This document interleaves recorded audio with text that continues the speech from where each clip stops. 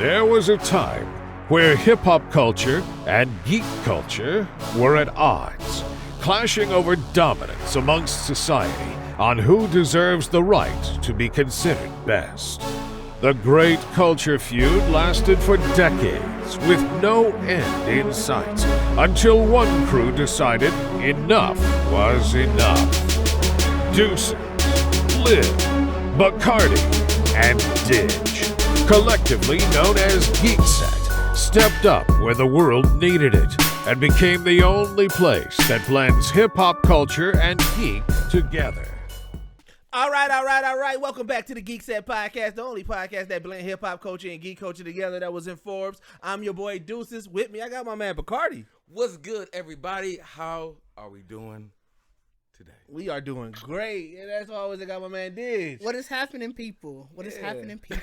And as you can see, we have our Patreon exclusive shirts on, Blurs and Forbes. Yeah, we are here. We just made the decision today that this is going to be a Patreon exclusive. We're going to create a day one version of it. So if you are watching this and you're like, damn, them shirts fresh as a bitch. One, thank Bacardi. And two, sign up to the Patreon, man, so you can get first drop the first days. Right. I mean, just be a part of the culture, fam. The Blurs are in Forbes. Blurs are in Forbes, man. You know what I'm saying? Like, Become so a day one.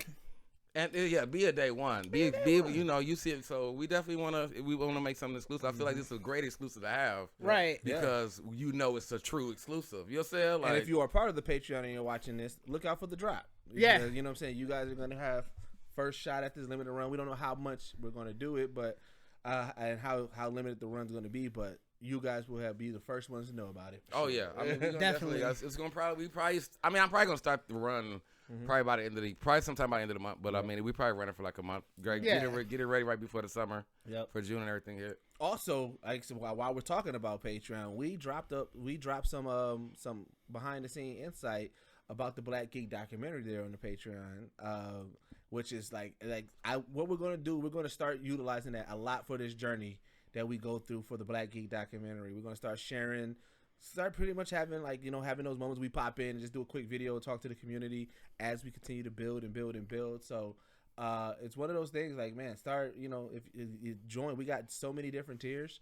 Like I said, this live that we're doing, this is live, we're going to start doing this, doing the live episodes for the Patreon. So right, the Patreon got a lot going on, and those funds from Patreon is being redirected towards the Black Geek documentary. So it's an additional way to help support that, because we're also going to find a cool way to make sure we highlight and showcase our all the supporters. Yeah, yes, I mean, pretty much everybody who's been in the Patreon, we appreciate. I know we know we've had, what I'm saying, we've been really slow, what I'm saying, but I think we've kind of got our shit together. Yeah, we got our shit together, what I'm saying. So we're gonna really start giving you a reason to really want to be in the Patreon, because if you have seen, we are doing a lot of different things now. So and we actually, I mean, I feel like we need to use that community, and like me and Did just talking before we podcast today, like we need to use that community to really help us grow. Like we should be people in the Patreon that we can talk to and really bounce ideas off. Let them know that we're thinking about doing something. You know what I'm saying? Like, just to kind of see how people feel, because if you are in the Patreon, you're supposed to have exclusive contact really with us. Yeah. So if we are really trying to bounce ideas and we don't know how it would work with the people, like, y'all are supposed to be the people that we are asking that. You know what I'm saying? There we go. So it's like we really want to make sure that as we're making further and further decisions going forward, that the people who are actually supporting us and paying, that are subscribing to us really feel like they have a part, because we wouldn't be where we are without them. Yeah, and we really do need the help. We really, you know what I'm saying? Like, I mean, we don't state it a lot, but it's like everything we really do is all four, just the four of us. Like, we really, it's a lot of research and long days, or just asking somebody, hopefully, that want to really help us, but we don't really utilize the resources that we feel we should. You know what I'm saying? And we really want to. So two things.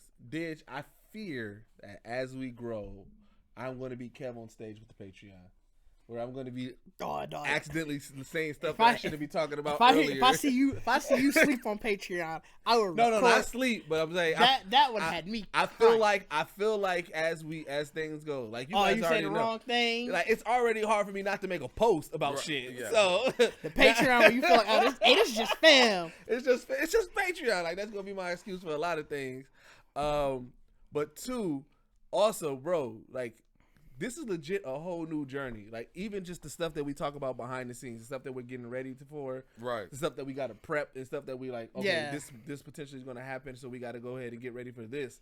Like, right, bro, this is wild that we're like that we're having this, and I don't know, I like it, bro. Like I'm super excited. I've been legit like having conversations with documentarians, like people who do that, and like, it's really coming to place like how this is going to look, or and then even when we talk about it, talking to people, and hearing how excited they are about the project has been crazy. Mm-hmm. It has been wild. I mean, crazy. And it's just it's like the project is really right now, even in its early stages, right? It just sounds like a really dream come true. Like it sounds like the fact so many people who like when they hear it and are really actually like they're excited to hear about it. They're excited to like keep me updated. I want to know more. I mean, I think it's really great that we're able to even present something that sounds like so fresh and like new to a lot of people. You know what I'm saying? Which is really odd, but I mean, I'm here for it. You know what I'm saying? Y'all still act like y'all ain't never seen black, you know what I'm saying? Black Geeks. Yeah. So we now brand new. So whatever, you know what I'm saying? We here for it. I'm definitely that's what we're here to do. We are here to bring in the black geek and the black nerd into the fore. You know what I'm saying? Also, you know what I'm saying? Like, remind me to play y'all Deborah's message. Oh, you got the message back? Yeah, it's a 7-minute message. Oh, that's a prayer. Shout out to Deb. Shout out to Deb. That'll be something we'll take offline. Even that, having like the people that we have in our pitch deck that is like, yes, nigga, add us, nigga, whatever you need to do, right? Because we want to see this come through. I'm like, damn, dog, like this is like, we legit got it ready. It's one thing missing. It's like, bro, like this is a wild position to be in right now. Right. I mean, I can just imagine there's so many other creators who have ideas, and like I know we're not the only ones in the world that's been that's been here, and so I know we're pretty much in that first stage jitters, and just even knowing the fact that we're like in this path that's like didn't think that we'd be in it, like you're still overcoming with that, like, fam, we actually doing some shit that I wouldn't have thought that we'd have been doing. You know what I'm saying? Like you feel pretty green with it. Oh, we definitely green. And I've been open and honest with you. I'm like, look, I know this may be unconventional, but the stuff that I've been asking people, like, I think that also has furthered the conversation, because I think people are like seeing this pitch deck and giving us some feedback about it, and in general, just any tips or tricks, because we like, this is our first time, and I was like, I know this is probably unconventional, and she was like, yeah, like, and then like the conversation, like the switch, like it went from like it seemed like she set the default, like, hey, you know what I'm saying, to okay, yeah, and they started giving like specific feedback, and I was like, yo, I really want to see you guys do this. I, you know what I'm saying? It was like, I don't have the means to, fit here, but so like you guys got something. I was like. And I feel like that greenness of that and them seeing that genuineness, they're like, damn, like, this is not how we normally do shit, but I kind of like that energy. And I feel like I like being in that position. So, man, yeah, that's dope. Yeah, man. So, yeah, you got the live back? What you going? Yeah, video's back. I think it's too much stuff. I think it's definitely too much stuff. We got to get our core management together. See, it ain't all roses over here. Well, we never said it was. I hope people didn't think it was all roses over here. Definitely not roses over here. Nigga, we ragtag like a motherfucker. We just a lot of dandelions. But you know, we'll get it together. I'm sorry, my ass was on live for like a smooth second. Like, y'all didn't the roughest minute of their life. y'all didn't need that for that smooth second. Catch a strike. Speaking of strike, did y'all see that? Did you see that bowling gift? Yeah, you showed it to me. You finna see this bowling gift. No, you gotta show it to him now. You know what I'm saying? Yes, we need reaction live on air. Then you better put it in the. No, he can't. That shit'll get us. Yeah, no, he can't. Nigga, I cannot. How far you wanna go now, bro? Like, he can't. No, he cannot. You know what I'm saying? This is from Twitter. You know what I'm saying? Like, no, you cannot. Is it this one? You got what you going through? Is a bunch of different ones? You got a bookmark. I searched bowling gift. You know he got it bookmarked. Like, dog. Twitter a filthy place, dog. Twitter is such a. You can't even open your Twitter in person. You watching it? You making them? What? I said somebody made that. I said somebody just made that just to be petty. That's not in no bowling alley. That's not the animation when you hit a strike. Unless they doing some like how you remember they showed that paint sip. Yeah. You know what? Hey, if you part of our Discord, I'll put it in the Discord. I'll put the link to the tweet in the Discord. You gotta put it in the meme section. Yeah, I'm putting in the meme section. So if you're part of the Discord, I'll throw it in there. I feel like that's I don't know. It's in the meme section. Hey, why don't we have an NSF channel in there? I noticed a lot of people in Discord. They have an NSF not safe for work. Yeah. I mean, we can get one. I didn't know we was trying to be out here not safe for work like that. Hey, I mean, a lot of people don't work. A lot of people don't like working, fam. So. Hey, Geeks be wildin', huh? All right, we'll get one. I'll throw it in. I'll wait time to create that, and I'll throw it in that. Look at that. Maybe that shouldn't be out in just open for everybody. Right, open memes. You know what I'm saying? All right, so that's definitely spicing that up. I'm gonna bring a topic that I kind of sort of talked about, but I want to get y'all thoughts on it. Okay, you talked about this on air. It hasn't aired yet. Ours probably air first. With the whole Ezra Miller situation, what do you think they should do? They got 90% of it done, filmed, shot, and Twitter has been asking for Grant Gustin to take over, but then it requires them to reshoot. But it's like, what do you do? Like, what do you guys think? But they're 90% done with him? They're 90% done with the movie. With the movie, so it probably doesn't have an ending, or depending on how they. No, it's probably 90% done. I feel like the movie's done. It's just because they probably I don't think they shoot in order. So it's probably at this point it might be maybe a couple of retakes or something like that. So what do you think they just put the movie out with him still, or like, I think I feel like you just get rid of it, just get him the movie out with dude, and then you just like. You can. I mean, the problem of it is you're gonna still have to figure out a way to. You can do reshoots without him to say show like he died. I don't know. I'm sure you can do some fucking magic editing. So you can't kill him. You know what I'm saying? Well, here's my theory. No, but you can have a different. I'm sure. Was he the only Flash in the movie? Do we know? Well, here's the thing. The movie is based off of Flashpoint, so I kind of got a scapegoat right there. And, because the return back to whatever. Because if Ezra Miller, if they do something like he gets lost in the Speed Force and Grant Gustin comes into this universe, because I'm just using that because that's what that's what Twitter's been asking for. I don't know who the Grant Gustin. That's from CW Flash on the one. Oh, actually grabbing him. That's what the fans or everybody's saying is like they should do that. So like if that's using that premise. They have this Barry Allen, Ezra Miller get lost into the Speed Force, which it happens. That has happened multiple times. And then we have a different Barry Allen from a different timeline now in the cinematic universe. Yeah, because I'm sure you can edit a scene. I mean, you probably already got scenes of him running in the Speed Force. They already got scenes of them meeting together with Crisis Across the Earth. Yeah, so you can do. Oh, they already did do that. Yeah, they had him. He showed up on the Arrowverse on the CW show. Yeah, they showed Ezra Miller. So you can read in the Flash. So you know for a fact that at least they're somewhat in the same universe. Yeah. So or in the same multiverse. Yeah, multiverse. So then, doing a situation of where he's lost in the Speed Force. You already, I guarantee you got a scene of where he's running in the Speed Force, and then whenever like he's supposed to break out, where you can edit that scene where it's like everybody's expecting him to show up. And it's like, he didn't show up. And it's like, almost like the Cap scene at the end of Endgame. Yeah. Where it's like, y'all thought he was going to be back. Where is he? And then, instead, refilm the changes. And you have, like, it's the Grant Gustin one. And it's like, oh, yeah. That could be the scapegoat in regards to it, but it was like, it's like, what do you do? I mean, that'd be the easiest scapegoat because I mean, he can easily come out like, I don't know how I got here. Mm-hmm. Like, you know what I'm saying? Like, you don't have to literally make you don't gotta make the whole movie. You don't gotta make the same. Ezra Miller and them collide with each other. They don't do nothing. The whole movie can be the same. And just at the end of it, because now it's a cliffhanger. Yeah, that's what I don't know what the fuck happened. That's what I was saying. It could be a cliffhanger. That could be the catalyst for the next movie. You know what I'm saying? Like if they ever want to bring him back, they can find a way to bring him back. But if not, they can literally. I don't think they're gonna bring him back. No, I don't think they're. I think that's it. Because outside of the two situations that he had, like with the law, there's also now reports that he was a headache on set, like Mel Gibson level headache on set. So I think that's it. Is he? That's what they said. What the fuck has Ezra Miller been doing with his life that he think he just cold? Well, so they said somebody's and they said he got anger issues. It could be a fan of his. I don't know. I saw it on Twitter as well, so I don't know how true it is. They were saying that he has been diagnosed with bipolar disorder. I don't know how true that is.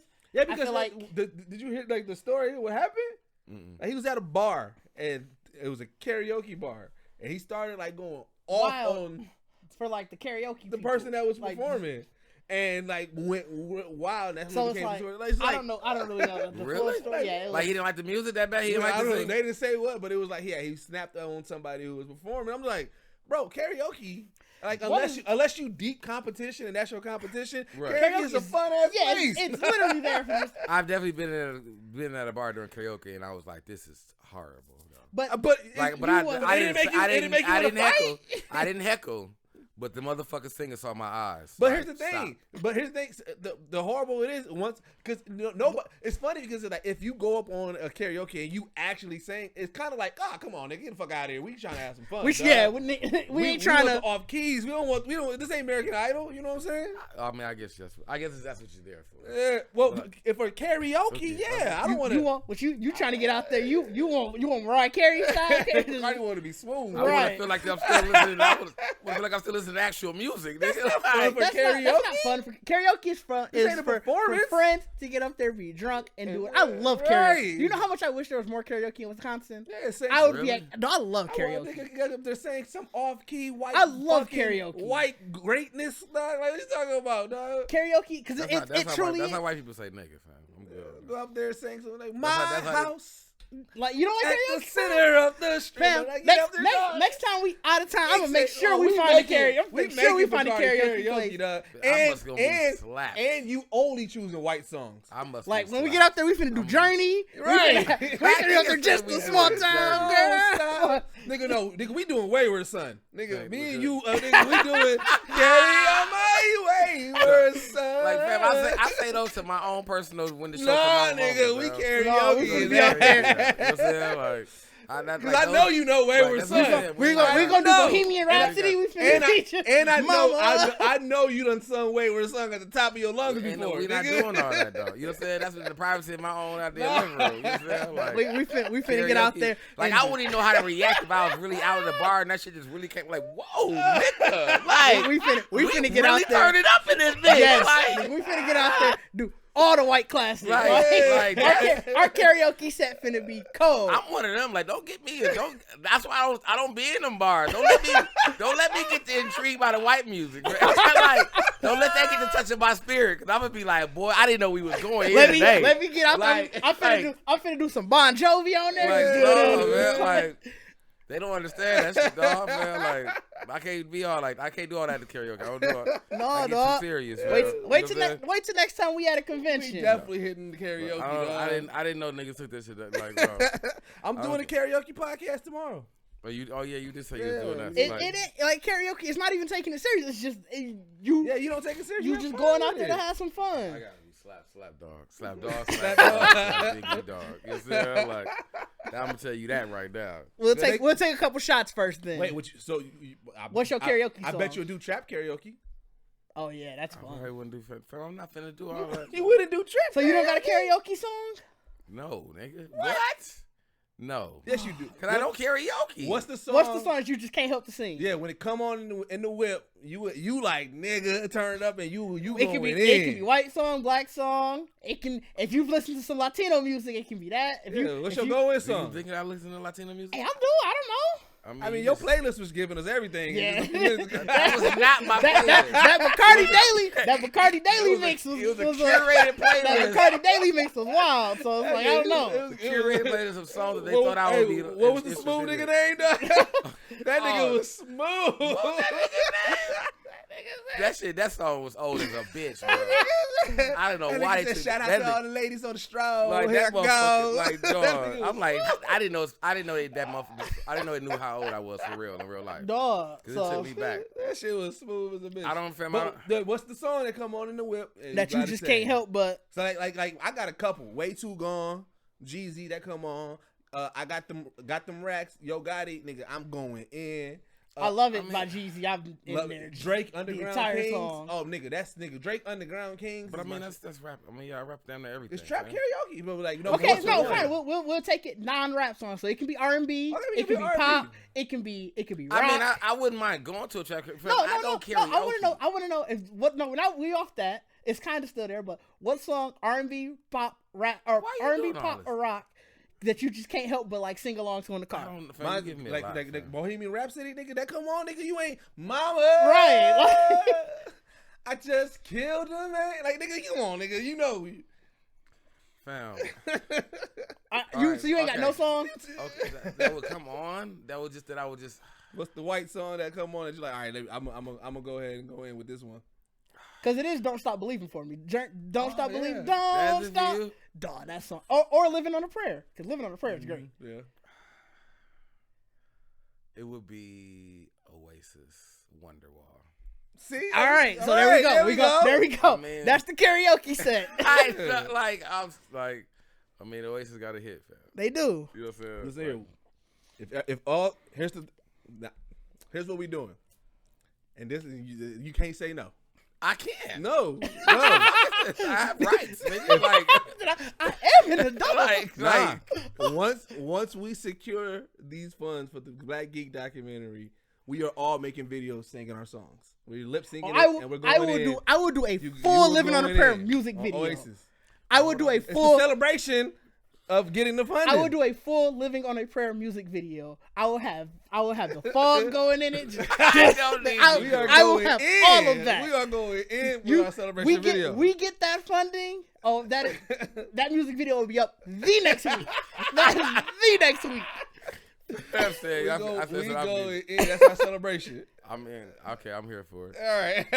Cause I mean, the reason I love Wonderwall, cause when I first heard it, I wasn't smoking. But then when you hear it now, it's like the hook is literally like, where were you when we were getting high? That was my shit now. All right. So Hey, you know what? We want to hear y'all's too. Oh yeah. Put those in the comments. What is y'all go-to karaoke song? It can be whatever. I need to know who don't karaoke too late. Put that in there. I don't know what y'all on. I think I probably karaoke once in my life. Oh man, I love karaoke. Maybe once in my life, and I really was like, "This is fun." Did you perform? Like, did I actually do a routine? Yeah. No, I was like, I really got there, and I was like, "Did you sing?" I started, and I was like, "This is stupid." You was with the wrong Fam, people. you should have seen when Dukes had their karaoke. It was this Asian dude who did My Prerogative. Had the whole routine. If we go, he was sitting there. He was in a suit and tie. If we go R&B, Bobby Brown, Don't Be Rude, Don't Be Cruel. I'm killing it. By the end of his routine, he, like I said, he came up there, pristine suit and tie. So I was like, this finna just be whatever. Mm-hmm. The nigga got into it. It's cold. By the end of his whole thing, the tie was like when you loosen the tie, because been a long day at work, had that. The suit, the shirt was all unbuttoned. He had his girl up there with him. Now they all dancing. Shout out to Asian dog. Asian culture, man. The Asian community, they love karaoke too. Well, I mean, and shout out to them because they be having. They talk about their shows a lot of anime. They be and they be lit with it, bro. Yeah.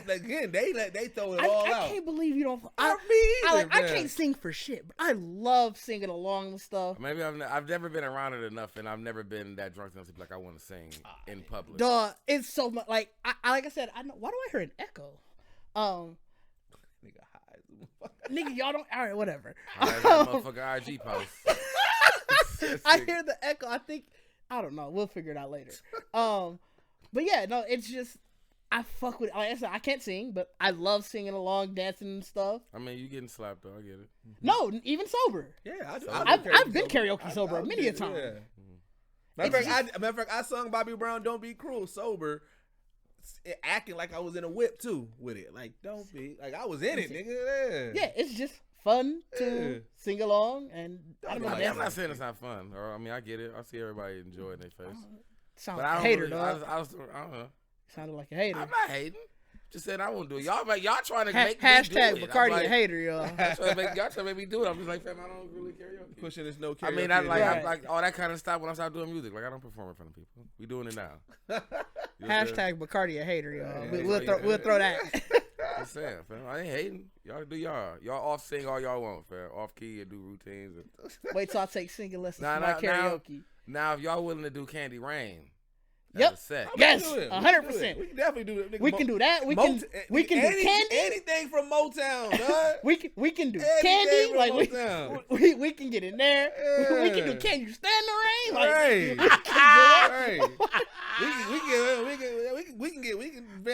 We can do Poison. Matter of fact, I do want to do Candy. Oh, air it when Hey.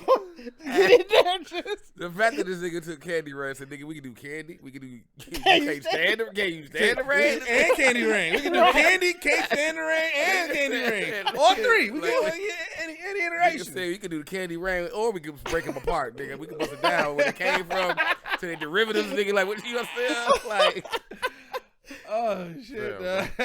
I mean, I guess karaoke's karaoke. Karaoke, man. Oh yeah. Maybe I haven't been in with the right group. Maybe that's what y'all saying. And haven't been drunk enough. I don't think you gotta be drunk. I think you just gotta have the right group. Have the right group, man. You could be stone cold sober. Okay. And then just the music fill you. Speaking of Stone Cold, man, I embarked on the same journey as Liv, so I'm on what? I think I'm on like September something 1995 right now on WWE Raw. I still don't understand how y'all can go back and watch wrestling. Well, I keep it. I use it as background, so it's not like I'm just sitting there. Oh, so you're not just. Yeah, I feel like Liv's watching it. Yeah, I think Liv is legit. But like, just watching I mean, there's certain matches that I'm watching. Oh no, he might have it in the back when he's doing his figures and dioramas. Yeah, there's certain matches that I was glued to the Undertaker versus Undertaker match. I was glued to the Yokozuna Lex Luger match. Like, I'm like, that's where I'm at, around that time. Like, it's crazy. Tatanka just sold out to the Ted DiBiase, the Money Man. Like, it's like I'm like, fam, I forgot how, like, the drama, like the storylines and everything. That shit is hilarious. I mean, yeah. And it's funny seeing people's like their first persona versus their second persona. Yeah, like, when you go back and watch, because I have went back and watched some old ones, like, oh shit, that turns into such and such. Yeah. Oh, like seeing where they was after. Yeah. Like Rikishi was part of the Head Shrinkers. Yeah. But like also Billy Gunn he was named Billy Gunn. But wasn't he I think it was Brett Favre as fuck. He just had jeans and Timbs on. Because he became badass Billy Gunn when he was with DX. Yeah, right? yeah. So he was just that was pretty badass. Yeah, because Billy Gunn was supposed to be. I thought he was like a hillbilly. Like, he was. He was part of he was part of a collective, and they literally was just like hillbilly. Because even Shawn Michaels before he was, remember they was the. He was Hunter Hemsley. No, that was Triple H. When he was Hunter Hemsley, he was good day. Yeah. He was that nigga made a transition. That gift, I love that gift though. When the Hunter Hemsley, he discussed it. Yeah, but here's what, bro. Shawn Michaels is the most comedic wrestler in history. Bro, watching this nigga, dog, like he is most? Bro, he is slapstick comedy. He is he's what? Like they was goofy. Like you look, goofy even look comedy, at some of the old bro. clips. Like DX legit, was goofy as a like bitch. legit. He like smacking niggas around. He like this. Like he was fighting. I just saw the clip. He was fighting Edge. Remember, Edge used to come out with, who he used to come out with?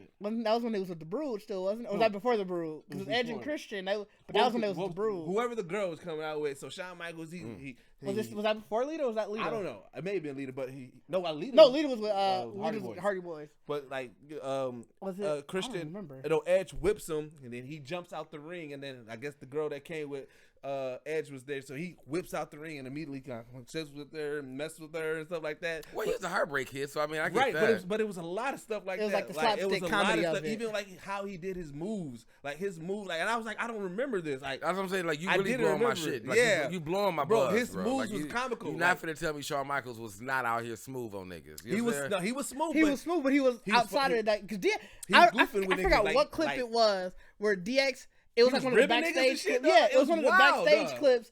Him and Triple H, they went up to somebody and it was so goofy. I'm like, I don't remember this. So I looked at like other DX. I'm like, fam, were they really this goofy? They was. I don't remember this. Where it's like, yes, they had the moments where he was, because obviously he was like you said, he was the Heartbreak Kid. But they had so many moments where I'm like, I don't remember this goofy. Bro, I don't remember this goofy. The nigga was ripping Lex Luger because it was rumored that Lex Luger was going to sell out to Ted DiBiase. So this is around the time when Ted DiBiase was buying wrestlers, right? Mm-hmm. And everything like that. So random segment, he's interviewing, and he was like, and so Lex Luger, remember, he's the All-American. He's like, I would never sell out and stuff like that. He was like, but you did meet with Ted DiBiase, right? He was like, I mean, you kind of took it. Like, he was like, yep, I told you. Like, just like, so, I was like, I don't remember Shawn Michaels being like this. Yeah, I don't remember. But dog, like it's blowing my mind right now, bro, watching this shit, dog. And I was like, dog, I want to get my shot. Cause I mean, I do love this. I do love that now that it came, that it's appeared back into the world. That you do get the motherfucking, social media posts or whatever. Like, we were fucking kids. And you realize, like, what the fuck we was like. But that just lets you know how wild the society was back then. Like, it was wild. Like, bro, like, when you watch, when you watch those old episodes, I was joking with Liv about it. I was like, bro, it looks like a smokehouse. It looks like you walk in, and it's just nothing but cigarettes, smoke. Everything looks so dingy. All the nefarious shit's happening. It looked underground as fuck. Like, but that's every video pre like 02. I saw old videos like my family. I'm like, fam, why our stuff look so dingy? Like, I don't know if that was the camera technology, but it's like, bro, this just looks dingy. I got to the first episode where pyrotechnics was introduced. Because for the longest, you got to remember, they didn't even have ramps. They was coming out just like strobe lights. Yeah, it wasn't a full ramp. And you same level as crowd. Yeah, you just coming out of the really, like you got a Titantron type thing. Ago. Yeah, and so real life just coming out of a door basically. So where I'm at now, they just got an arena, and even the pyrotechnics is like it's small. Like Razor Ramon's in the middle of the ring, and he did something. It was like. And I was like, oh, okay, so they trying something new. Technology didn't up the little bit. Trying something new. They got a bigger budget. All right. Last year was good to them. Couple mil came in. Right. Last year was good to them. Like, but it's like, no, this journey is real. It's nostalgic as fuck watching these old episodes.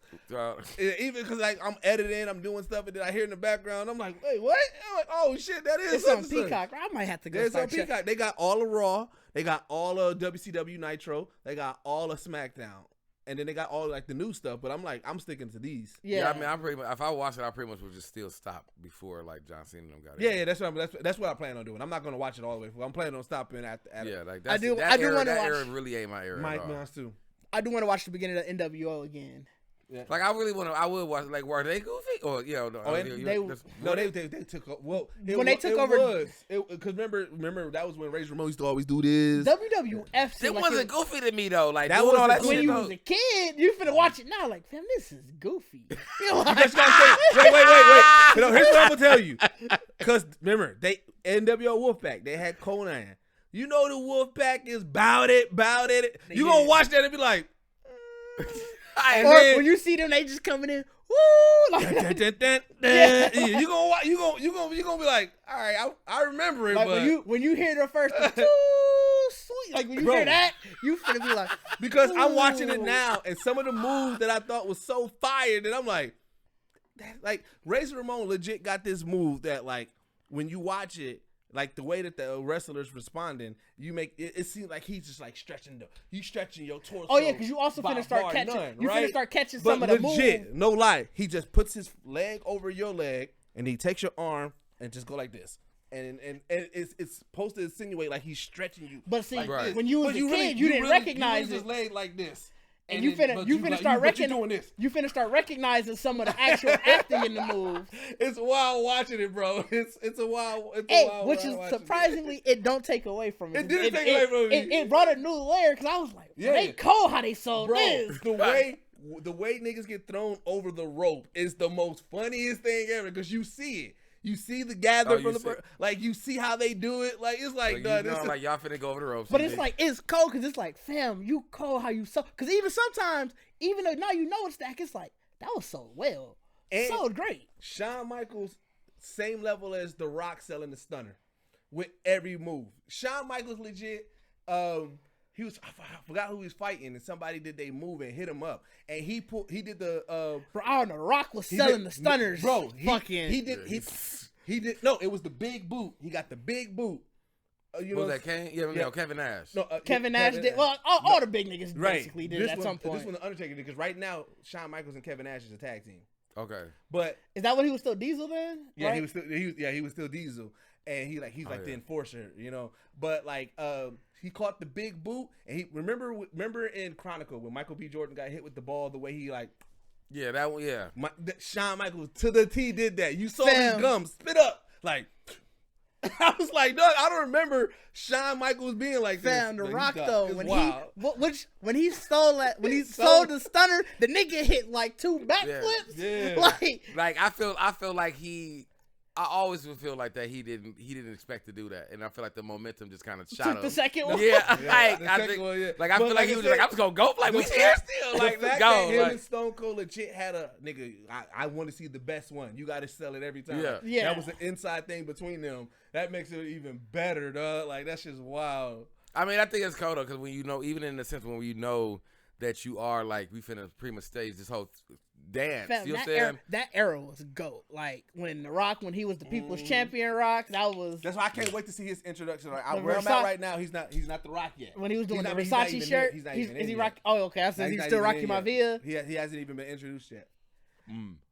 Fam, speaking of The Rock, though, I remember the last time he went back to. I think it had to be a smack. It wasn't even the last time. It was one of the times he was going back. I was watching the video of it. Fam, the way he was coming in. First, he was talking to the Big Show, and one of the Royal Rumbles when him and the Big Show went over, and he held on to it. So it was like the Big Show went out because The Rock was like holding on to the rope, didn't hit the thing. He was coming. He was like, "Yeah, man, remember that Royal Rumble? Yeah, the Mummy, the casting director was there, and he said whoever won would have won. I actually touched it. They didn't catch it, but I won because of that." And that could have been you. You could have had the millions. And it's like, fam, he was going. He just kept talking with people. Bro, the asshole character was amazing. Top tier shit talking, dog. Bro, that's legit. And it was after I had stopped watching wrestling, but it was like new. I guess call it like newer wrestling. Yeah. That still is one of my favorite clips. Yeah, no, The Rock has numerous classic shit talking. Yeah, The Rock is one of iconic like. Word plays. Dog. Like, he had us literally we was kids in school asking people, "Do you like pie?" Right. Do you like poutine? Do you like poutine pie? I like that, nigga. Even that doesn't matter. Like, you know how many times you really hit somebody with it does. Fam, I didn't hear. But even with the Stone Cold, what? Like I didn't hit so many people. But see, that came what later. Did to get your ass in trouble would have grown up like what? I like. Like, they was making shit that motherfuckers literally were just, as a kid. Shit, we was suck it. Yeah, I'll say that. Suck it. Suck it was wow. Suck it was so amazing to see in school. But you know how many times people got in trouble for that? Every time, like every single time a white kid got sent out of class, it was at least 3 seconds before he got out the door. Bro, that was our what's that dance for kids do? The floss. That was our floss. That was definitely our floss. That was our floss, dog. That was definitely our floss. Like, because I mean, what made sucking was so cold was because you just really didn't know if a nigga was gonna do it. Yeah. Like a nigga would just be literally just standing still, and you just be like, you like, what the fuck? Like, and then you didn't know how, because you got the one person who do the one, but then you got the Xbox. You get the Xbox. You got an Xbox, or you might get that real big. You know what I'm saying? Be really like it was. There's so many variations. They were so cold because it was like they really meant all of them meant something different, nigga. Like all of them really meant something different. The suck it and all like nigga, like that's what I'm saying. Like you get wrestling was a menace. Like dog. And that's what I'm saying, like, dog, you just, like, the fact that they know, like, they was like, man, we were. You didn't have to say the words. No, you just do the motions. Like, it's like you were destroying that era kids of wrestling out here. Was a menace. The clip on Facebook is floating around again. The Val Venus, he did the sex tape in the middle of the ring. In the middle of the ring. Remember that? I think I did just see that one. That was floating around on Facebook again. Fam, I don't remember the part where he go under the covers and he come out with the pen. I do. When he come out with the panties like this. Yeah. I don't remember that part. Like, I didn't remember that part. Bro, either. The Godfather was a whole. Yeah, he was a whole. He had come out with the whole train. Yeah, I remember. That's what I'm saying. That's what I'm saying. Those supposed to be circulating and be like, bro, I just really, like. But I mean, and you would literally go back to school and be on that same shit. Like, you just really call Jerry the King Lawler's puppies. The puppies. It was all about seeing titties. The puppies. And he was. It wasn't like it was subtle. That nigga was loud with it. Like, Like it was a really wild time. Divas, though, dog. They had bra and panty matches. Like yeah, they didn't even give like women wrestlers that in their costume. Like you just can put the lingerie on. Oh my god! Sequence bra and panties. All right. Right, but it's really crazy because it's like for so long. Like even if you think about more amateur wrestling, like a lot of amateur wrestling kind of stay in that like be in that realm where it's a lot more like more raunchy or trying to entice whatever. So it's like the fact that at one point it was mainstream to be like you finna just literally see. I mean, and that wasn't even the worst of it. I mean, there was still an ECW that was even more wild. Yeah, you know what I'm saying? Like they were really like wrestling. Wrestling definitely was a time. I feel like in like pop culture, even though how it's still out now, but the shit that they were allowed to do. Oh yeah, and that, like that's like if you were really a wrestling fan during the 80s, 90s too, like I would say up until probably like you really learned everything about the world. Like you learned every kind matches. Yeah, they had casket matches. They had TLC table ladders. Remember, wasn't it Kane that got burnt? Supposed to be burnt alive. Got burnt alive. Like the amount of drama, like the amount of story, like like shout out to really the storylines, like the writers. I want to say until like 08, 09, I thought Kane and Undertaker was brothers. Biggest lie in the world. Always did. Like always did. Like, and I'm like, and I mean, and it was just, and the way they played it out. Like, I think I really did. Like, I definitely kind of, like, faded off that shit, especially when Undertaker turned to start doing all the other shit. Yeah, but even when I stopped watching wrestling... So that's even when I stopped watching wrestling, I thought they were still related. I thought they was related. And then I think I saw him, like, running for, like, mayor or some shit. I was like, what? Yeah. But see, here's the way they get you is because some of the storylines end up being real shit. Like, Triple H really did marry. Yeah. Stephanie McMahon, you know what I'm saying? Like right. But I mean, that's what I'm saying. Like that's like wrestling. Like wrestling down there did everything that before like reality TV and shit. You know what I'm saying? Like that's what I'm saying. Like having people do real shit like in the wrestling, but like this is real. Like you know what I'm saying? Like all about. But like Vince McMahon is a menace to be like, y'all finna get married.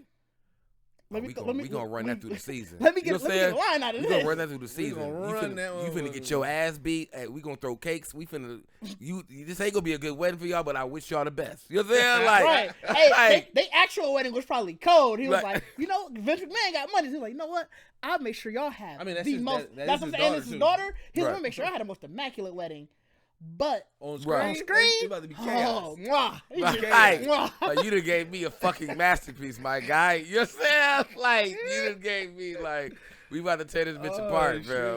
Like all the storylines, fam, from when the Nation of Domination to the Foundation to like I said, the brother, like the Brood, the Brood story. They used to bloodbath people. Bloodbath.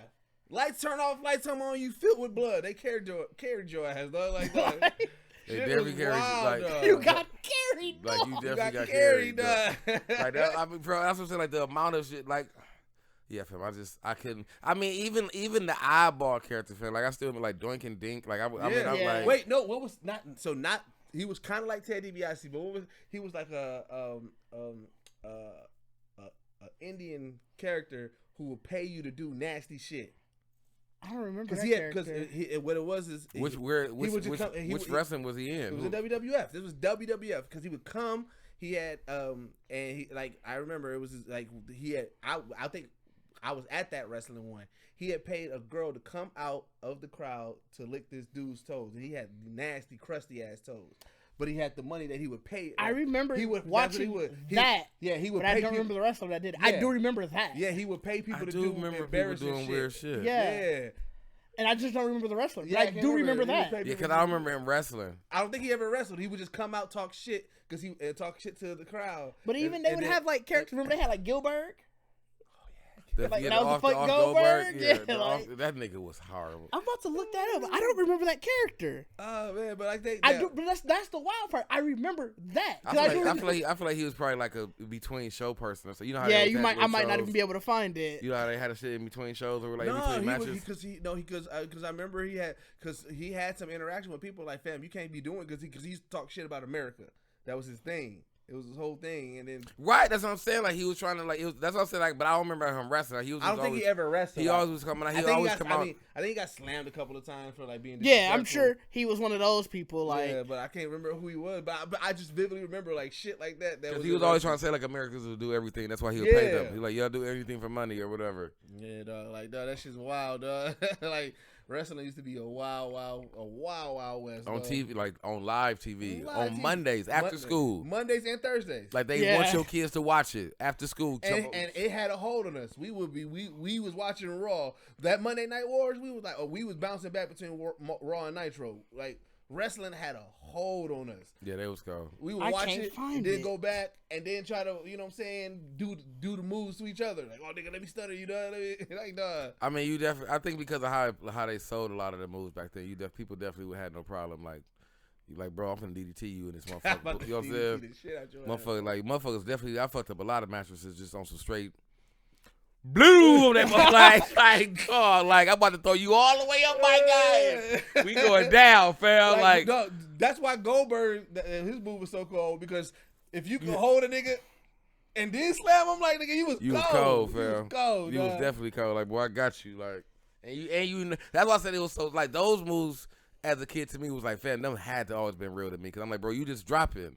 Like I know you got a brace because you've been up there, so you like. I feel like you just I'm upside down. Well, like now I think I'm that's upside down. This nigga in my ear. You saying the last few moves. Like, all right, this how this finna go. Like I mean, like I just feel like at that point, like you just like you just got this nigga in your ear. Like you ready? Right. Yeah, that's what I'm saying. Like I'm ready. You got that. All right, here we go. You know what I'm saying? Like. The nigga just take you down. Like, you up in there upside down, bro. Ain't nothing else in the matter. Ain't nothing matter. No, nothing matter no more. You like, bro, I'm upside down. Don't kill me. Like, right. You know what I'm saying? Like, yeah, because he got to spin you. Yeah. Because if he don't, you falling on your head. Like, you know what I'm saying? So you got all this crowd motherfuckers like yelling at everybody, but he in your ear like, you ready? You know what I'm saying? Right. You feel like 3 seconds. 3. Ready. Two. Ready. Hey, like jumping out of plane, 3, nigga. 2. You doing it? Like those, because I mean, I feel like when you do that, you do gotta make sure. Like that's why I feel like when they be having, I've always thought like that when they have like they close in, so when they like lock, it's like, all right, you know where we at now. Like you know what I'm saying? Like they always feel like because you always gotta have a point to check-in point essentially. So like I feel like those will always be like, are you okay? We good? Whatever. Like and then like, all right, let's get back. Yeah. You know what I'm saying? So it's like, I just when you think about certain shit like that, when you think about really moves where it's like. For one, we gotta sell this, and for one, I'm probably about to. I probably might put you in danger if I fuck this up my damn self. You know what I'm saying? Like when again watching it, when you watching it now, like you see those moments, like oh, I see what he just told him. Yeah. Oh, I see what he just did. Like you start noticing the little stuff, like the tap, the unnecessary tap that means something. You know what I'm saying? Yeah. It's like oh man, like damn. As a kid, we didn't see none of that shit. We was just geeked up, like oh shit, he popped out the motherfucking move. Oh, he reversed it. And yeah. Like, really, he was like you saw a cue like, and then when he happened and shit like oh he told him to jump over room, but it was like it's crazy dog. Like but then that's why you gotta show them mad love. Acting immaculate, dog. Yeah, man. Which is wild. Why so many? You would think they would be able to translate into acting in a movie so much better than so many wrestlers do. That is wild. That they can't. Well, but I honestly feel like they should, and I'm not saying they shouldn't be in in the movie business or whatever. But I think a lot of it is because I think they would do better in more the stunt roles, action fighting. You know what I'm saying? Like when you also wrestling is exaggerated. It's performative. Yeah, like it's not a nigga. It's not the drama of like getting but I'm saying, even like nigga action, drive. like maybe action movies. Yeah. It's more so like what? How the hell you do that? Like it's very extra performative. That's like it's like that's what I said. That's what I said. To me, any wrestler, whether they was a good guy or a bad guy, could be a bad guy in a movie. In a movie, yeah. You know what I'm saying? But see, that's why wrestlers also when they're in Disney stuff, they fit perfectly because Disney. It's overacting. I mean, that's why they always best with a kid. Like we're gonna put you this big ass wrestler with a kid. Like you know what I'm saying? Like so. I mean, which is literally like the storybook. Of that or every if you really go back, like they've always put a wrestler in a family scenario. Oh, yeah. Like the Hulk Hogan, like Hogan shit was like you when he supposed to be like an alien or some shit. That shit is Liv. Well, Liv is in what? In the chat? What's happening, Liv? Okay, yeah, we gotta get the screen up so we can see the chat. Yeah, Hey, we got one extra. We got one here for you, man. What are you talking about? Oh, you talking about the shirts? You ain't mad that we got the Bloods and Forbes. I mean, it was a last minute. If I'd have thought about it, I would have definitely had it before you left. Yeah. It was a last minute decision. We slowly but surely getting our live stream together. We got it now, so actual audio is coming in. Mm-hmm. And then, after the fact, we gonna have it. So he said the camera look dingy. You look dingy. How you gonna roast us from where you at? Arkansas? Yeah, I'm gonna change that. Arkansas looking like an Arkansasian, whatever it is. No, he in Mississippi. Mississippi. Yeah, you gonna be roasting us from Mississippi, dog. Out here in fucking flannels. All right, I mean we live, so this is gonna stay on. Yeah, we'll stay on.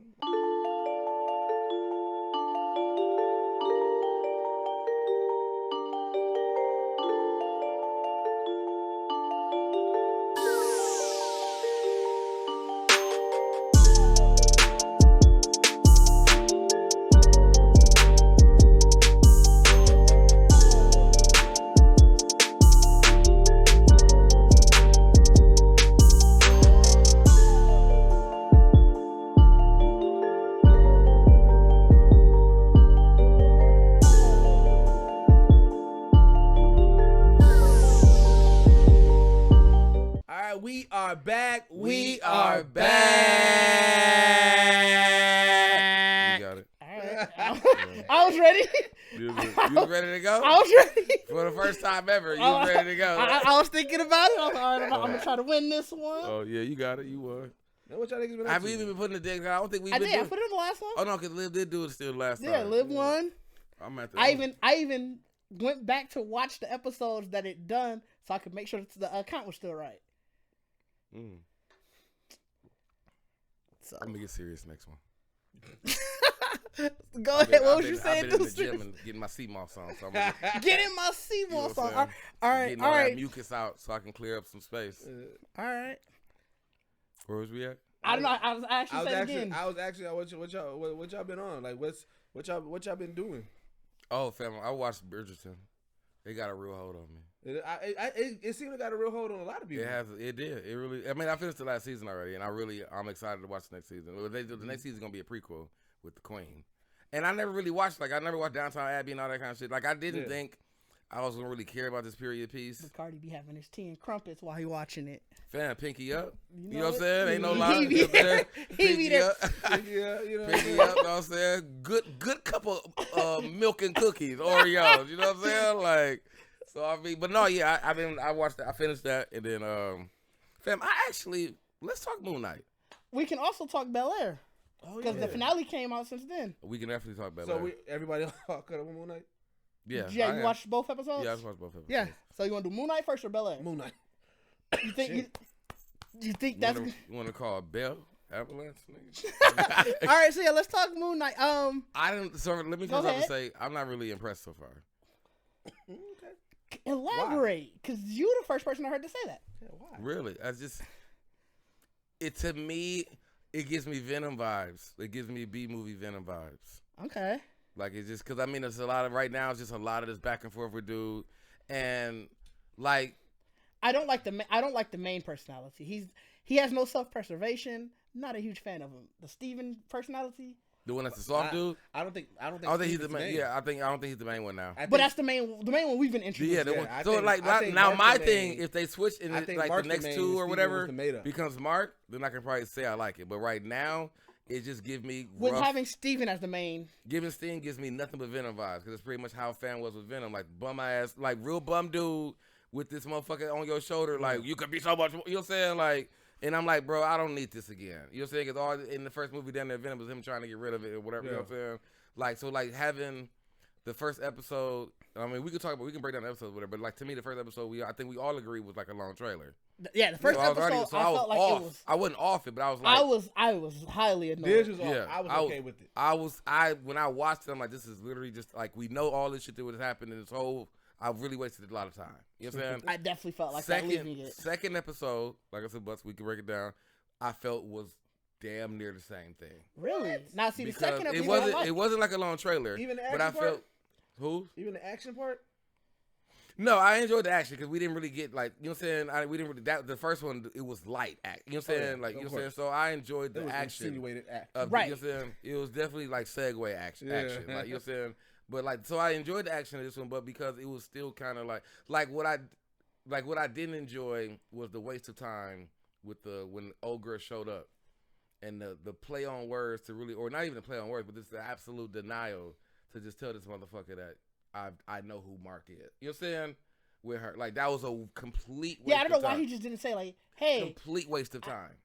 Something weird is going on. Like I said, he has no self-preservation, and I think he's kind of annoys me. That's what it was. Like, because that's what I like. And that moment of this, because the first movie, I'm like, the first episode is like, it's a trailer, whatever. Yeah. Second episode is like, all right, bro, I get that you don't know what the fuck going on. People are coming into your life thinking you somebody else that you have clearly talked to, and you not telling nobody about this, but you gonna keep saying like, I don't really know, and So where I give him a little bit of grace is this essentially is 2 3 days that happened in his head, because not including the time that he passed out. Yeah, it's like 2-3 days that happened, right? So he doesn't really know even how to really explain it. It's like you just learned that you have these alter egos that fight and kill. Remember, he think he's seeing the killing. Yeah, so it's like I give him the grace of not being polished with it. But that's why I think that fine. That's why it also leads me to believe that he's not the main and Mark is, because it was like if you have this extreme, your escape would be the simpleness, and so you create this person who's like, who don't know shit. And so, but now that, but I mean, what I also realized too is like, because I mean, we know he got the personality, whatever. Like this one is pretty much all the feelings he has for his wife. Yeah, but it's like, you know, that part's fine. It's not even that. It's the situations of one in the first episode. He saw fam kill dude, but he was so willing to go walk around and talk with him and shit. And then when he saw shit was after him, and the other body is like, fam, give me control. I can take care of this. He knows it happens. He's seen it. When the shit was after him in the museum, and it's like, fam, why are you fighting this? You about to die. Why are you fighting this? Why are we doing this? Why? And that's what I said. That's why I said to feel like, bro, we know they gonna connect. And so why is this fighting? However, like, why is this? However, that was after the realization that he got from old girl. I feel like up until that point, he knew about the killing.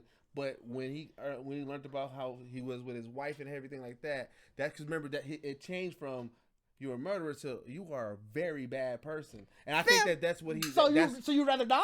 Well, he figured he thought he can do it. He said it. No, because he was in there. I don't know how to get the suit, and the fam was like, "Fam, I got it." Right, but I got it. That's the thing. He was like, "I don't want you to take over my body. I can get this." But I mean, and that's what. But you wasn't. But I mean, I know he wasn't. Like, and I mean, I get what they doing. That's why I said. That's why I gave him the grace with it. Because I get what they're doing. Because I mean, he's in this sense right now trying to keep Mark out. Like, fam, whatever they saying that you can do, I should be able to do the same shit. Yeah, you know what I'm saying? That's what he on. Like type shit. You know what I'm saying? But it's like, fam, it's a time and place for that. You know what I'm saying? Like, right. Well, like, he just got introduced to the supernatural world. He doesn't know the rules. He's like, okay, like I get what you talking from an experience. Like, fam, we don't got time for this. In his head, he was like, well, I don't know. I just like the trope is so old now. Like, it is an old trope. It is an old. Now that I will agree. I will agree. Like, it's definitely an old trope. So that's what I'm saying, to get it, and it's not a lot of episodes. So you gave us this old trope that is like, bro, you already took 2 episodes. This nigga still don't know what the fuck going on. Like, this trope is old. Like, you're not finna have me.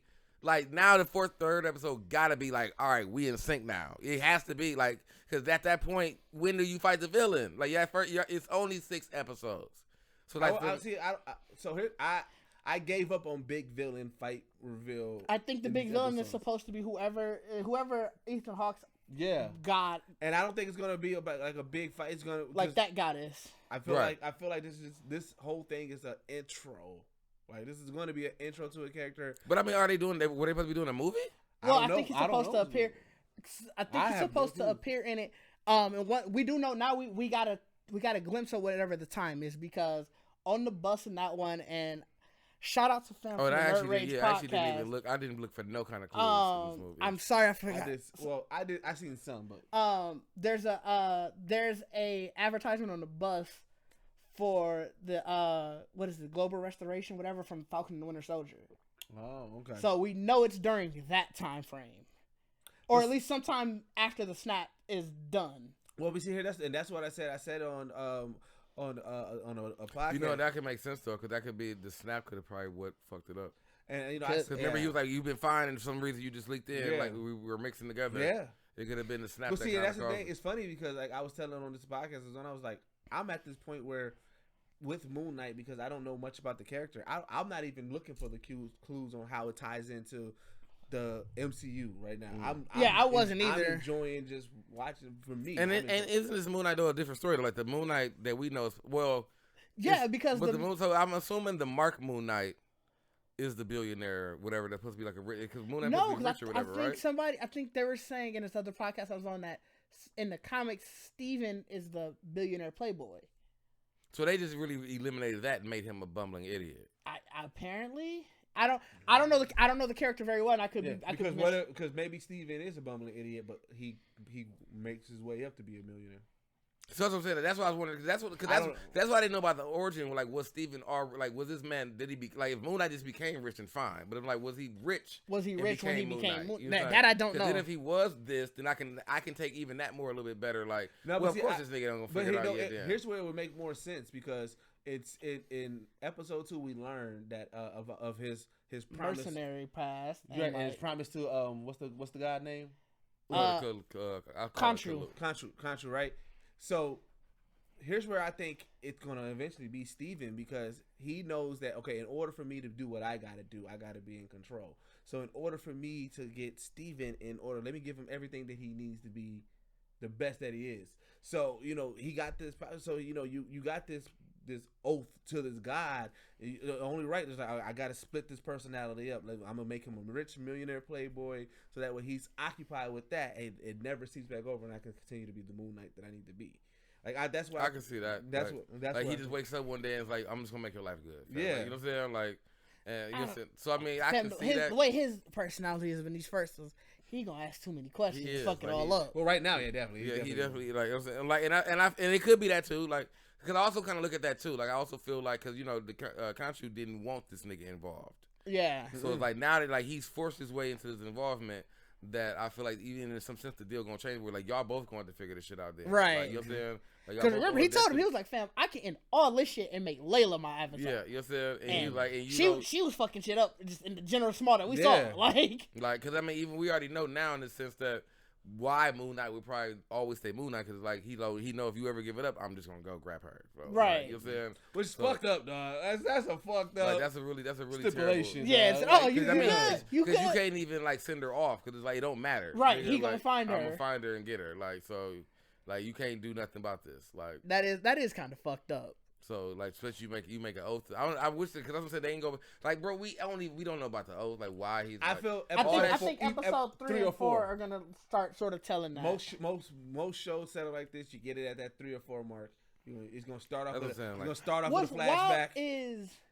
How did you feel after episode 2 of WandaVision? Because somebody brought that to my attention when I was saying like after episode 1 I was and it was like, fam, WandaVision. We liked it. WandaVision. I liked the WandaVision. Yeah. That was. But it was the nostalgia. Think about how slow that grind was. Most people did. They did not like it. That went to like episode. But see, I think that grind was like to episode like 4. Yeah. But I think. But for me, I think it was what I loved about WandaVision was the actual creativity. I did too. Yeah, we talked I about did too. But the masses was different. And that's what it is, because if you looking for the story. Like, I'm like, this was like, it made sense to me because it was Wanda playing what she really wanted out of, you know what I'm saying? Yeah. Until it fractured. So it's like every couple episodes, you should get a good segment of them thinking this is a very peaceful life because everybody's expecting something to go wrong. So it's like, you got pretty much all the errors that she pretty much grew up in. Or to like, because, we had that background story of her being, like, TV is what we watch the most. So it's like, you're going to give her. We're going to at least get her highlighted favorite shows. Yeah. You know what I'm saying? No, yeah, I understand that. But I'm just saying, and I didn't think about it where that was really a slower grind. And to me, it wasn't a slow burn because, it was to me because we just didn't know when it was going to happen. Like, the other characters kind of made those 4 episodes to me like still kind of give me an edge because everybody, you know, because all the other, like everybody else. I'm not saying I think these 2 episodes. But I get I get what why you bring it up, because that's what a lot of people was saying. Like, oh my god, because I remember critics was killing it. They was like, well, like what is this? Like, it's taking forever. I was loving it, and we was loving it. Out the gate, we was loving it. Like, WandaVision is still one of my favorites because of this. Yeah, the mystery. It's also the mystery. It's like, okay, because remember that was legit the first series. Right? Yeah, WandaVision was the first one. And we was looking for every clues. It was like it literally it kept it like, think about it this way. It's been a while since we had a show or something that really had us at the edge of our seat, like, yo, oh yeah, like trying to find everything. Right. And WandaVision did that up until the end.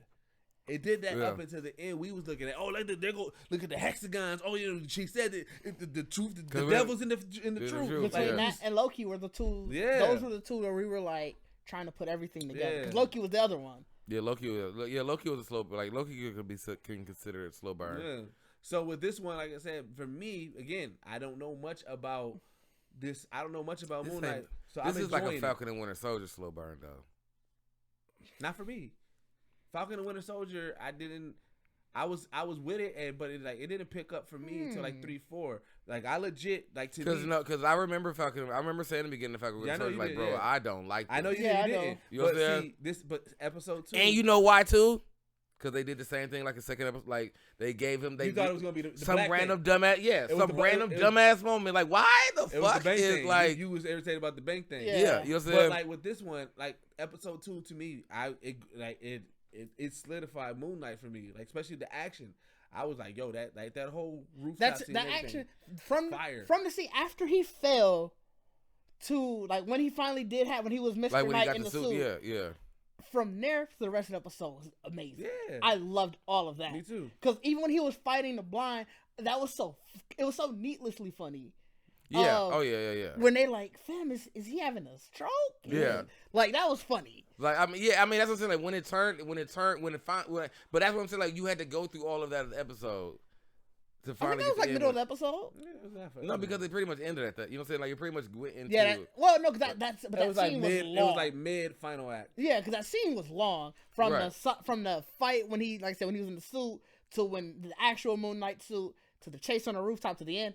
That was probably a good 15-20 minutes. But I mean, and that's what I'm saying. Like, that's where I said, like, to me at that point it was good because like it was the other, like the moment right before that was the whole hold up again where you like, bro, we already figured. At this point, I'm figuring you're gonna just let dude take your body again. You know what I'm saying? Yeah. Like, so it's like you fighting, and now I'm like, nigga, y'all finna really die. The door finna, y'all finna really go through this. You know what I'm saying? Yeah. And that's so when he got pushed out the window. Annoying. When he got put out the window, I was like, okay, now this one. Yeah. Like, I knew at this point when because you're not finna die. Yeah. So it's like either Moon Knight finna take over at this moment, or you gonna get what you need to do. You know right. What I'm saying? So when he landed, then I was like, all right, now I'm interested because I want to see how this dude is. You know what I'm saying? Like, so I mean, that's what I'm saying. Like I said, for me, I feel like I'm good on him though. Like, I feel like him getting this little suit moment and doing everything, and he like you that's said, what I'm saying. I do like hope, you said, like take over my body and finish it. So I feel like now the next 2 episodes. Yeah, I do hope the next episodes is on Mark's personality. It's more Mark. You know what I'm saying? Oh yeah. Because I mean, he needs to explain this shit to well, the I old feel girl. like it would have to be because the way it ended, where he's at. Yeah, he's still him. You know what I'm saying? And like I was telling Didge, so like there's also a theory that the one that it ended actually on the third personality because of like how. Yeah, I guess there's a third personality. The cab driver. Yeah, I knew zero. I used to play with Moon Knight on Ultimate Alliance. They didn't go into his comic book lore. Oh yeah, he had. I didn't know he always had 3. I mean, I knew he had 3, but I didn't know it was a cab driver. Like, yeah, so like you said, per the comic, it's the billionaire playboy, then it's Mark the mercenary, and then him. He's just like this cab driver who's just always on the scene and stuff like that. Okay. Like, you know what I'm saying? So like, but he's like, and that's what I on another podcast I did a theory. I said this would be a good way for them to do a Deadpool cameo. I was like, imagine if Deadpool's original cab driver goes missing and he needs a new cab driver, and who pulls up? Oh, I was like, just a little quick one, but yeah. So they're saying that this may be the introduction to the third character because we haven't really seen, like, we've seen him when you, like, they say that when you look at the mirrors. So in this one, the mystery is just always looking at the reflections, and when you see the reflections, you'll see in focus is always the 2 that we've already seen, but there's always a third one that either is slightly out of focus, but the facial expressions are different. And so that's saying that we've seen glimpse of the third one already. We just never seen it in focus, and this may be the one that we get that introduction to. So is that you saying like that's the one who like broke the glass? No, that's the one who's just in Egypt. I guess. Just in Egypt right now. Oh, the one I still think it's got to be Mark. I mean, it's either Mark or, like I said, I don't think it's Steve. I mean, because I don't feel like the cat are going to wake up drinking a bottle and just kind of. That's why I think. That's why I think it's Mark, because I think he's like, because he remember they had their whole argument like, fam, this is it, and like this is supposed to be my last one. Yeah. So it's like he like, fuck, I gotta finish this. He didn't already know that they lost the Scarab and all of that. Right, and that's what I'm saying. Like that's why I was like, I don't. That's why I said like how it's going now. I'm still like I'm not like off it. You know what I'm saying? No, I just wasn't impressed really by 2 episodes. But like by the end of it, the second one is like, all right, now if we finna really just get in the mark and get the story done. The second episode made me appreciate the first one more. I think the downfall of the first episode was that one, it felt like the trailer, and it didn't have a second episode with it on release to sort of not make you feel like you wasted your time. Almost every other series, I want to say, dropped 2 episodes at once. Did they? I could have sworn. I know for sure WandaVision and Falcon and Winter Soldier did. I'm pretty sure they all dropped at least they were longer episodes, maybe. I can't remember. Yeah, I think WandaVision was longer. I really can't. Like, this is actually I feel like this one is like the shortest episodes. Maybe not Hawkeye either, though. I don't think Hawkeye did. But like they all Hawkeye felt like didn't, for sure. They were longer episodes or they dropped 2 at once, because they all felt like you got more than just the trailer in that first one. And I think with this one, the first episode literally coming out, and you like, bro, I think I told Deuces exactly. Like, I feel like I watched a 40-minute trailer. Yeah, you did. Yeah, I mean that's what I'm saying. And that was the one thing too that I hated about the second episode, because it was literally like it's what you're saying about we didn't get the second arc or like the second part. That was the second episode. Like it literally was the same thing. And that's why I said I think they should have. With the dogs coming at you, and it's like now you got to switch again, and it's like instead you don't switch. Yeah, and that's why I was saying I think if they would have came out together, it wouldn't have felt that way. It would have been, all right, this is sort of the continuation of that first act, and then you finally get the switch, and it's like, all right, now we getting into somewhere, and then you still would have had the cliffhanger of, all right, damn, he ends in Egypt. We still got a bunch of questions. But it's like you would have still had that initial satisfaction of we seen what Moon Knight can do. Yeah, we are. Yeah, like we've got both Moon Knights already. Like I feel like we should have got both Moon Knights in the first episode. And that's why I said. Like that's why I said if they the wanted 2 episodes should have been 1 episode. True. That also would have. That would have been solid for me then. Mm-hmm. If it had been that should have been one. Like that's why I said it felt like the first episode to me was too long of an introduction of somebody we already don't know who Moon Knight is. You know what I'm saying? Yeah. And I get it. They're making these over people who've never. You don't know shit. But see, I think it's the opposite. I think this is more so for the people who do, kind of, because that was too much of an introduction for someone. Because you knowing what you expect from the MCU now, I think it was like that's sort of the trap that Eternals fell into. Is it felt too slow and too boring for a lot of people.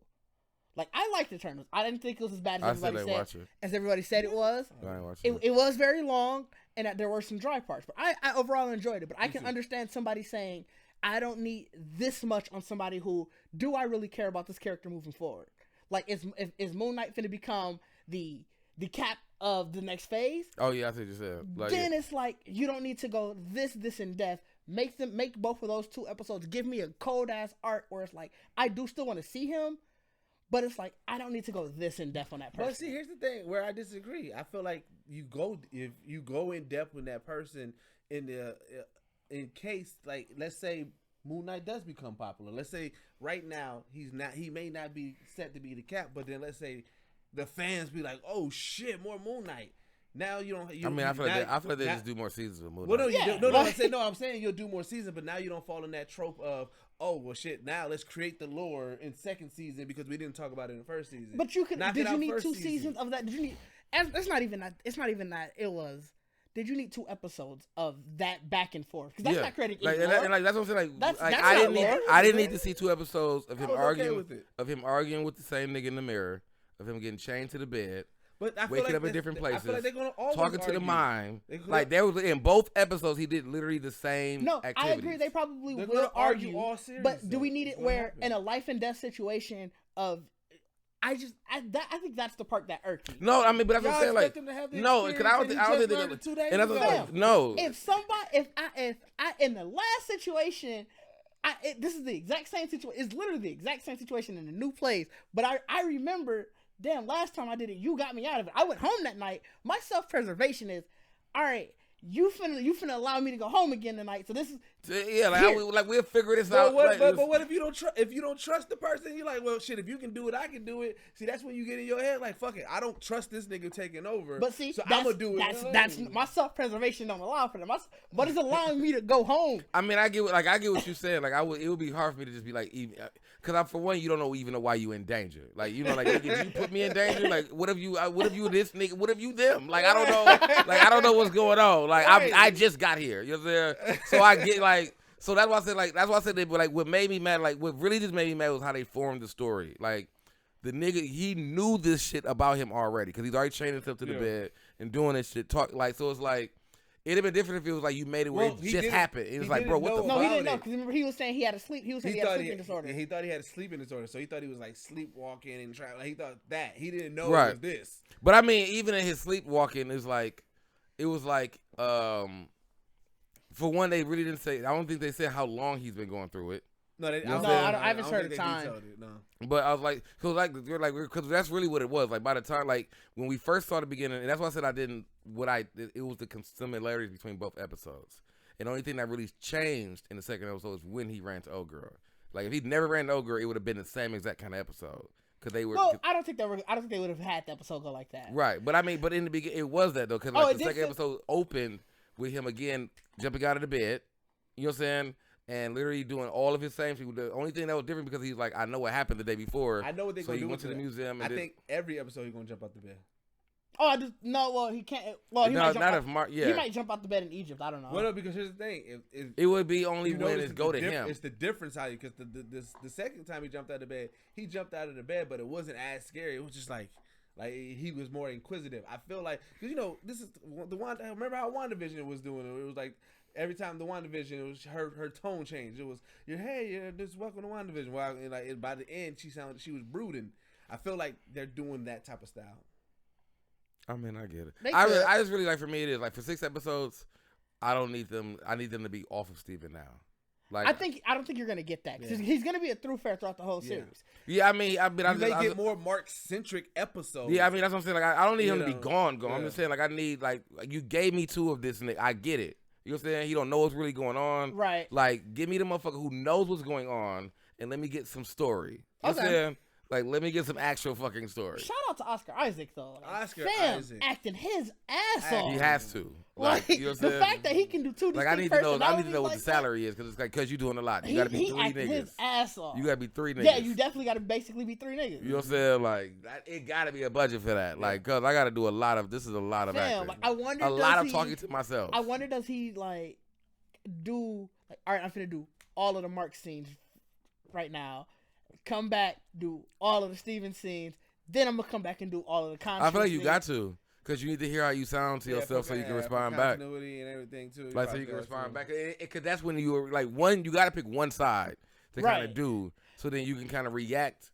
Because I mean that you end up going back and forth if you kind of keep like you got to pick just one side. So I guess, and that's what I said. Probably drunken at the bar. He probably doing like, I can do both. Let me do it. That's what I'm saying. Like, he might be at the bar.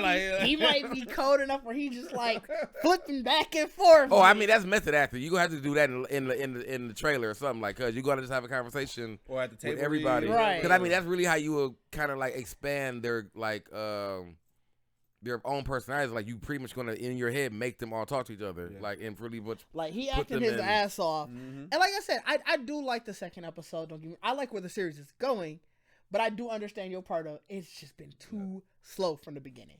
Yeah, it's just, and I mean, it really, like I said, it wasn't about it being too slow. It was an unnecessary length of Steven's story. Okay. To me, fam, you just said too slow in like a sentence. Like, because I mean, because I didn't like. I guess for me, it's not about. I guess when I think about slow, I think about actual, truly, like, nothing's going on. Like, it was still action in it and all that, but it was like, it was still all just revolved around Steven, where it's like, bro, I already get it that this nigga don't know. Like, the first episode showed me that he don't know. You know what I'm saying? Right. Like, so it's like, I don't need to know that he still don't fucking know. Right. You know what I'm saying? Like, so, like, that was, like, you don't need to add more action just to show me that this nigga still don't know. Like. Yeah, no, I understand that. I'm interested to see where it's going. Me too. So speaking of acting their ass off, so Bel-Air wrapped up. Bel-Air, yeah. Bel-Air's amazing. Bel-Air had a grip on me. I have to take back. Even though it still got a little bit of elements in it. You got a little bit of elements in it. You know what I'm saying? But I honestly do feel like second season is gonna probably have a lot more of the elements in it, because I feel like Lou gonna be that reason. You feel like Lou gonna be? Oh, you think Lou finna be that? Lou gonna be that nigga. You know what I'm saying? Hey, shout Lou out, trying to get it out the mud. Shout out to Marlon Wayans for Marlon Wayans coming in looking just like Will Smith daddy for real. Like, fam, really did. What? Like I felt the niggas put some tape behind the nigga ears. Like, we gotta get these bitches out a little bit more. If they would have told me you know if they'd have told me that was fam real son, like, yeah, y'all get it. I can see it. I see it. Like, I can see it. Deadbeat version. You know what I'm saying? And the nigga had that deadbeat ass jacket on. Like, niggas love that deadbeat ass jacket, bro. What you think about Will cussing his daddy out? First of all, back to Marlon Wayans. Like, I ain't never seen a nigga grab a nigga throat so aggressively. You know what I'm saying? When that nigga, I'm like, this nigga's a comedian, bro. Like this nigga grabbed this motherfucker.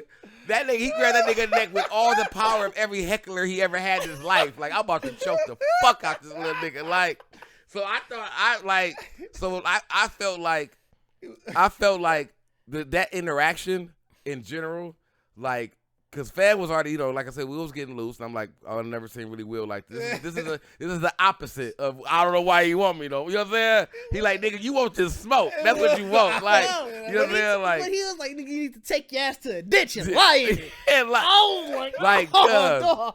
Cuz. So I'm like, when I saw the aggression, because I was watching, I'm like, bro, Will is saucy as a bitch. So when I saw he was coming at Uncle Phil and Aunt Viv with him, I'm like, what black family is this? 10. So I'm like, so that's what I said. When Lou grabbed this nigga throat, I felt it, because I was like, boy, kill this little nigga. You know what I'm saying? like, kill this little nigga. And then the energy was so hot though that even when it ended, like, Will getting that bitch ass nigga off, I was like, bro, y'all are acting. He said that. Y'all are acting. Nigga. He said that with his whole chest. That shit came from here. Like, dog, I was like, y'all are acting. Like, this is serious. Like, bro, because at that point, like, Lou should have been Martin. Like, bro, you know, nobody called me no bitch ass nigga. Like, that's basically what he was telling Viv after the fact. He was like, no, fam called for me. This the shit I did? Hey.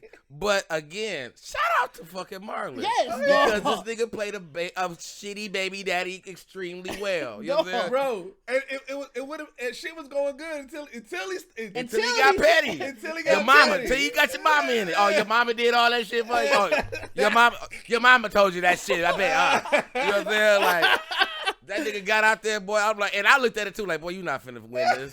Like, this nigga live with his mama, nigga. Like, you ain't even realizing what's going on here. Like, you out here, like, and he's like, dog, that nigga got hot by that mama again. We were like, cuz you, like, that's when I knew. Man, when the first keep my mama name out your mouth. Funny when it came out. Hilarious when it came out, by the way. Right. Cause we definitely been like hilarious. That. Like, even hearing you say it now, like hilarious. Cause for one, so hold up, did y'all ever think that it could have been Will as the daddy? Yes, that was one of the things I thought it was going to be. That's what a lot of people thought. So that's like a lot of people that around me thought, because of the slap, was like, that's why it was gonna be Will. Like, because of the slap. Oh, you thought it was gonna come in? That's why when people thought it was actually acted out, like it was an acting thing, it was like, bro, that's promo for Will coming in as the daddy. Cause we gonna finally see. You know what I'm saying? Hilarious! Like, that would have been a weird ass rollout, dog. Bro, I would have canceled Peacock. I would have canceled Peacock as soon as that motherfucking door opened. I'm the opposite. Nigga, I had to re-up my shit. Nigga, Bel-Air me for life. No. The fact that you typical. The fact that you thought to pull some shit like that, Bel-Air me for life. Like that's why. 10 season order me. That's why. Because it would have been crazy. Because like the way the theory someone told me is because it's like, bro, we all know Will to be goody. So it's like, yes, now we live in real life. See this nigga go crazy on some wild shit, and then the door open and Will angry ass at the door. Like you got Will angry ass at the door, nigga. That would have been amazing. I would have done there just with the same energy as a smack, but you had Bel-Air at the door like where my son at, nigga, like dog. I hated it. That would have been amazing. I hated it, bro. You could have injected that in my veins. I would have cried laughing. I was like, dog, if you don't, I feel like I was holding my, the couch, when that door opened, I was like, this nigga turn around if it's Will Smith. I swear to God. But if that string of events would have happened, dog, I would have cried laughing. It was when someone told me it quieted me so much. I would have made this shit bet not. I would have made so many personal reaction videos I would have created a Twitter space. I would have re-downloaded Clubhouse. I would have went live on Facebook, Instagram, TikTok. Nigga, we got to talk about this. I was like, that would have been fucking amazing. Oh my God. That's why it still took me a minute to everybody was like, okay, this shit real. That's why I was like, nah, he not. When I realized it was real, I said, this nigga definitely not gonna be on Bel-Air. Nigga, you know what I'm saying? But I was like, when people couldn't figure it out, and I was like, this shit might have been fake. You know what I'm saying? I started seeing the little memes when no, Slap might have when I was like, all right, then this nigga might be with, this might have been staged. So bro, I don't need to see that. Because that would have been, that's what I'm saying, to get that publicity from Nat, and then you bop up on Bel-Air as the daddy? Dog, that would have been gold. Shit, that would not have been. That would have been gold. For one, that have been the most selfish thing I've ever seen in my entire life. Because then it's like, fam, dog. I don't even know how I feel about that. I'm not gonna lie. I'd be like, that's why you okayed it, you dirty motherfucker. You know what I'm saying? I would have loved it. That would have been amazing. No, we didn't need that. But no, I mean, Lou. Yeah. It was crazy how many people guessed who gonna be Lou. Nobody would have thought. Yeah, no one thought. Nigga, no. One person did. So, you guys know, as I do interviews, I join these groups to help promote and stuff like that. So I'm part of 4 Facebook Bel-Air groups, right? And legit, in there, one person said Marlon Wayans, and everybody was like, nigga, what? Nigga, fuck out of here. I knew he was trying to do more serious stuff, and he's had some really good serious shows. But it was just funny that he was I'm in the thread seeing we all saying stuff and shit like that, and it was like, why nigga Marlon? Where'd you pull that name out? I think because no one think about the ears. That's why I said when I saw it, so when it made it. That nigga King in the group right now. Yeah. That's what I'm saying. When Marlon popped up, I really, I'm like, trust you. I did not think the nigga had ears like that. That's why I said I feel like they taped the nigga. They gave that nigga when he came through the door. He made the turn full profile so you can see this nigga do got ears. You know what I'm saying? I did not know this nigga had Will Smith ears. You know what I'm saying? So it's that's what.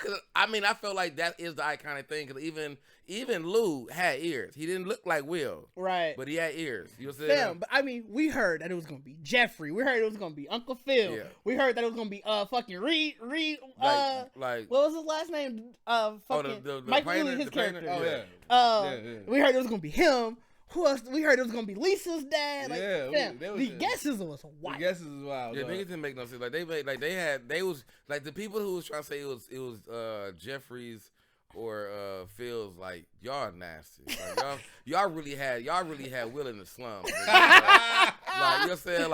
Cause at that point it to be powered. At that point that's a power. At that point you hate the whole at that point I hate the whole family. That's why I hate the whole family. Y'all disgusting. You know what I'm saying? Yeah. Even though they still had to create this hate, I do love that they completely changed Lou. That they had, so they can bring him in. Yeah. Because Lou pretty much was just a runaway that I don't really want responsibility. You know what I'm saying? Yeah. So this one was this nigga was just a grimy ass nigga that went to jail. And no one really kind of, from what I'm hearing, no one really helped him, you know what I'm saying? Get back on his feet. Because I don't know. I think they mentioned because Fam was his lawyer. But they also said that they think that he could have been abusing Will's mom. Yeah. because they think that's why they kept saying that he volatile, he get angry, and they think that they saying that he hit her at some point. Yeah. And so that's why I get it's layers to this loop. It's not just the nigga that just ran away. That just ran away because he wanted right. That's why I said I think that's why I say him coming in is where I think it might get a little power. You know what I'm saying? I don't think. Because I think it's gonna be Lou in general. Like he's gonna be there to get his own stuff together. Mm-hmm. Yeah. So that means he's gonna be doing shit. Like, you know what I'm saying? Like, he Lou. You know what I'm saying? So it's like he gonna be doing shit, and we'll get, like, that's what I'm saying. That's where it can get into a weird scenario kind of show, because now it's like, Will getting with Lou, Will trying to hang out with Lou, and y'all caught busted with drugs or some random. I don't think he's gonna hang out with Lou. Do that because you really are changing the second season now, because if Lou is in it, like, Lou left. Like, you know what I'm saying? Well, we don't know. That arc was, you know what I'm saying? Yeah. But what about Hillary's storyline? I like what they're doing with Hillary. I like how they switched it back. They gave her power back, because I do fuck with her, her and Jazz. I think that was a good twist. I think that was a good twist that's pretty good. And because I feel like they both are how they wrote them, even though Jazz to me is exactly the same. He's exactly the same minus the dumb. Remember they made Jazz dumb. This Jazz wise as a bitch. He one of the wisest motherfuckers on the show. Yeah, you know what I'm saying? Even his ending thing to Will when he was when Will was like, you told me the city was gonna change me. I see what it is now. He like, no, you didn't get the message. You clearly didn't get the message. Right. Let me tell you what I really meant. Like, damn, all right. Yeah, no, Jazz is wise as fuck. I mean, and I feel like Jazz. No, the Jazz was. They pretty much made like Will still was down and smarter than Jazz. Yeah, you know what I'm saying. But I also think that too, because I feel like the TV show, like the old one, I think they were close to the same age, because he wasn't the taxi driver and all that. You know what I'm saying? He was just. I mean, this Jazz could still be like. This Jazz is older though. You know what I'm saying? He might be like Hillary's age, which is I think Hillary's like 2 years older than Will. Yeah. Cause they're all like elite. I think Will and Carton are like juniors or seniors. Oh yeah, you know what? Yeah, he may be Hillary because he's not in school. Right. Right, I said they out of school. That's what I'm saying. But I feel he gotta be like 20, 21. Like they drank, so they gotta be 21. Yeah, they gotta be at least 21. You know what I'm saying? So you know what I'm saying? So that's what I'm saying. Like you gotta think, like the other Jazz was literally that. I feel like they were the same age. And they never said. We don't know how. They never even explained their relationship. Like how they became friends. Because we don't even know. We don't know Jazz was in school the first few seasons. Hold on. Shout out to Jordan L. Jones and make sure you check out that 101 with Deuces episode. He explained it. He said the reason why, he said, Will Smith and DJ Jazzy Jeff is Will Smith and DJ Jazzy Jeff. You didn't need any explanation. When he was on the show, that was it. Oh, shit, it's DJ Jazzy Jeff. We know he knows. Yeah. Well, Fresh Prince of Jazz. So in Fresh Prince of Bel-Air, there was never no explanation, no lore, no background to his character like that. In this one, they had to, because it's not that. It's not, me and Jabari don't know each other, and this Jazz is not DJ Jazzy Jeff. He is Jazz in Bel-Air. Right. So it was like, yeah. So you had to create a story for it. Which that makes sense, because then that also means, which I didn't look at it like that, like you really took, like that was a package deal, the original Fresh Prince. Like you got to take me and Jazzy Jeff. You know what I'm saying? Like, so it's like, even when you think about, like Bel-Air really is a different movie or a different show altogether, because like the Fresh Prince of Bel-Air was literally the Fresh Prince of Jazzy Jeff just in Bel-Air. Yeah. You know what I'm saying? Where, you know what I'm saying? Like this Bel-Air is literally, we just taking all those names and characters and creating a new actual story. You know what I'm saying? It's pretty much fan fiction. Yeah, I mean, which what it was. Yeah, which what it was. You know what I'm saying? Which what it came from, like the original. I will say though, my favorite arc of the series, I said it already on Twitter. My favorite Carlton's arc is my favorite arc. I like Carlton's arc, bro. Like from that beginning, we legit sat here on the podcast and said, "Fam might be irredeemable," and I know I think that was you who was saying that you didn't like the last scene of him crying. I know. Fam, I think that cherry on top of the cake. I think that drove it home. Where he was like, "Fam, that's my family." Who, when at my lowest moment, he told me, "Fam, I'm here when you need me." He, fam, to break down in the girl that he was pissed that Will was fucking with, and break down her arms to be like, "Fam, and I need him now." Fam, I was like, "This is it. I fuck with this." I mean, I think that arc was amazing. That was and the fact that they did it in this short of a season. Fam, there was people who legit was like, "Bro, I shed tears for Carlton at the end of that." Like people who was talking, I hated him episode 3, and they like, "Fam, I cried at that." Like, yeah, you bogus. You can't laugh at him. Carlton heartless. Look, I don't got no time for that emotion shit, look, nigga. I'm glad that he's okay, but I still feel like he's not okay. Like, no, he's not okay. No, he said it. I'm not okay. He needs Will, and that's what it is. Remember, Will said, whenever you need me, I will be there. And as of right now, they can't find him. He's like, I mean, that's what, and I get that moment. That's what I'm saying. Like, but I feel like also equipped with right before then. He literally told him, "You are the reason that I didn't do drugs today." Like, that's powerful as fuck. I mean, it's strong. And then when that person is missing out of your life, and we know he has anxiety, like, come on, fam. I mean, I get it, fam. I get what y'all doing. No, you don't. I get what y'all doing. Bacardi hurtless, y'all. No, I just feel like I feel like it was too quick. Like, y'all want me to just quick and freak? Like, nah, nigga. It wasn't too quick. How'd y'all feel about them bringing in light skin Aunt Viv and on Will's mom? I mean, that was just nice. That was a nice cameo. It was nice. I mean, it was a nice cameo. I mean, I'm supposed to like I know they weren't finna be there for. No, but I enjoyed all of the cameos. I enjoyed Dwayne Martin looked like literally Uncle Phil to me. Like, that nigga got meat on his bones. I like the painting of James Avery. Yeah, the painting of James Avery. Yeah. So I enjoyed. Like, I definitely enjoyed the subtles back. You know what I'm saying? Yeah. Like, you said. So I mean, the show altogether, I enjoyed. I mean, Carton's arc is fine. What about Aunt Viv's arc? I don't even want. The only arc I really don't care for because they didn't dive into is really Ashley. Yeah. You know they haven't went too much into it. Viv arc I love because she didn't really have a story at all. You know what I'm saying? Like, her story stopped pretty much after she proved that she, like, I still got it, Black Aunt Viv. But light skinned Aunt Viv didn't have. She literally was. Light skinned Aunt Viv had no. Like I'm saying, so like Black Viv was the one. It wasn't even just the I got it, because Black Viv, she was I got it. She was the professor. Right. She was the civil rights activist. Like, she had a lot. So like but they only gave her moments of like where she really would shine. Like, so now having that we can literally watch her, even though. She petty. I mean, nigga, of course you don't. No one trusts his fam. Like, you know what I'm saying? So she being petty. So I mean, you know what I'm saying? Because even how they kind of put the story together, saying, you know, like, she's trying to blame dude, like, you know, blame Uncle Phil for like not having to be an artist. He was like, nigga, you were struggling, and I made it easy for you. Like, I didn't actually like stop you. You chose to stop. You know what I'm saying? And that part was like, whoo. And you hate me for it, though. So, like, even the fact that she still was, like, trying to burn this, you know what I'm saying? Like, her doing this shit behind my Ely, all that, I don't like. Viv wouldn't be on this. You know what I'm saying? Black Viv wouldn't be up doing this shit. But see, we spotted that early on when we was talking about the relationship between her and Hillary, how Hillary's more, like, righteous than... Yeah. But it seems like this Aunt Viv used to be righteous. I think she's at that point. And then she conformed to the game. Yeah, I think it was at the point. I gotta, like you said, I gotta play the game. I gotta play the game, and now she's having those moments where she's tested with. I need to get back to there, and that's probably why. She might be kind of resentful that she had to play the game, and that's why she probably That's why her relationship with Hillary. The game, though. She don't realize she's playing. Well, she's still playing the game, but that's why her relationship with Hillary is still so strained, because she sees that, like, damn, that was me, but she needs to play the game like. Well, yeah, no, I mean, and that's what I said. But that's what I said even in the beginning. Like, I feel like the whole issue with Hillary and Hillary and Viv, it like is that like you know what I'm saying, like you like even like, but I say even in the TV show, like I feel like when if you really think back on how kicking her out, whatever, it's like it was always like you know what I'm saying like. But that was actually an Viv that kicked her out. She wasn't kicked out with dark skin. No, I thought she got kicked out because it wasn't it when.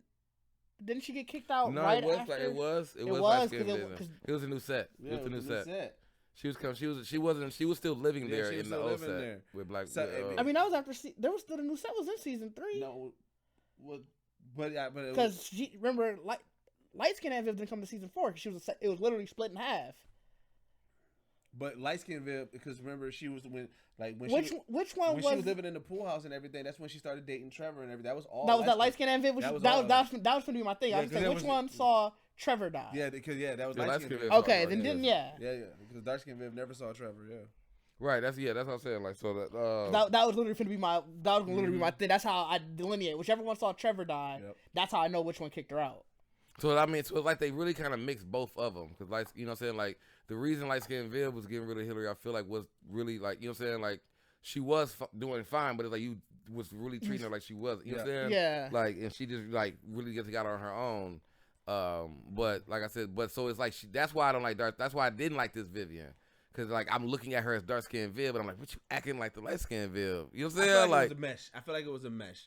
I feel like they blend her because again, I feel like the righteousness is still in her, and she's battling. With that, and that's what I see. And that's what it is. But that's what I'm saying. Like in the beginning, didn't seem like she was ever righteous. She didn't seem like she was just being a house mom. Yeah, like that's what I said. Like and that's really when you think about like even in the old show, like when they made the switches, like fam, you just really want to really domesticate the mom heavy as a bit. You know what I'm saying? Like instead of really having a family of everybody with powerful voices, you're like the mom, we got to just take the You know what I'm saying? Like. Yeah. So it's like, but I feel like that's really, because I feel like even, that's how I was saying, like the beginning of the show, I didn't like Anvil because I'm like, fam, you really being like going, you know what I'm saying? But it wasn't until she wanted to start fighting for herself that I'm like, okay, I get that you got some, people really talking about her, culture and history she got, but I'm still looking at what she's doing now, like, you still not being like that upstanding, you know what I'm saying? Well, I mean, if with the way the storyline ended, if that goes in fruition with her empowering other young artists, but black women artists and stuff like that, like that'd be a dope way to do it. That'd be the way to do it to give her that empowerment. Even gonna tarnish that though. No, that's what I said. I don't trust that nigga. Yeah. Because it's still being done. Even with the joke, remember, old girl, she was like, "Oh, you one of his?" Yeah. Like everybody know what she's doing. Like somebody, that's what I'm saying. They know how you get down. And you doing it behind Phil back, and Phil know about it. Like you know what I'm saying? He already ran the files. Fam. Like you doing it behind his back, like this, like that's what I don't like. Black Viv wouldn't be on that. Like you know what I'm saying? So like I don't like the behind the back shit because I'm like that's to me where you create that weird scandal. Like the family ain't supposed to be like that. Right. So like you know what I'm saying? The Uncle Phil and Jeffrey situation. How you feel about that? I think first episode probably next season. I think Jeffrey's gonna be back early. He coming back. He coming back because of Lou back. He gonna come back because of Lou back. Like I feel like, maybe. Yeah, he gonna definitely come back because of Lou because he know Lou. Like no, I'm not finna let you. Because even when they parted ways, like you could see how hurt Phil was after that. Both of them. Yeah. And the one thing, this is why I like this Jeffrey because it wasn't like even if Lou is a bad person, his whole thing was it's not up for us to make this decision. You gotta let him make that decision.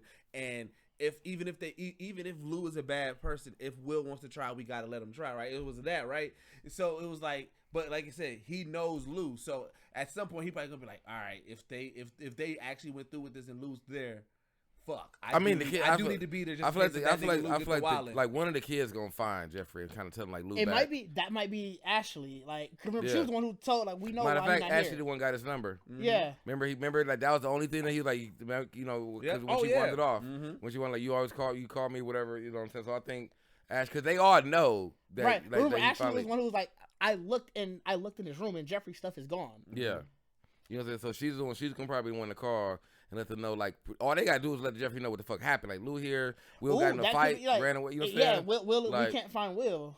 Like, that's pretty much what, Because if anybody can be if anybody, if anybody can track a nigga, we figure. Right, so that's what I'm saying. So someone, well, they might know where he at. So it might even Phil might even humble. Oh, yeah, Jazz may tell Hillary. Like, Phil might even humble himself and call, like, Jeffrey, like, look, I know, you know what I'm saying, but Lou came in that's why I said I think it's going to be very early next season. Like, I think it's going to be, because he's not in the win. I feel like. No, yeah, anybody can call Jeffrey and he'll be like, "Hey, what up?" Yeah, like that's what I'm saying. Like he probably just not answering shit right now, but somebody gonna leave that message, like, "Hey." Like, right, they just haven't left the right message. Yeah, you know what I'm saying. We just don't know where you at. Like everybody's been wondering where you know what I'm saying, that kind of shit. But and then like everybody caught on. Depending on how you say it, if you leave a message like, "Hey, Lou showed up and Will's missing," nigga, like they were like, "Wait, what?" Nigga, fact, they already did. Remember they asked. They said, "Why isn't Jeffrey returning our calls?" So it could be a situation where Jeffrey, obviously, because it was close to the end of that episode. Jeffrey might have did hear the call and be on his way back, but that's why it could be at the beginning of the season where it's like he show up like, have y'all found him? Yeah.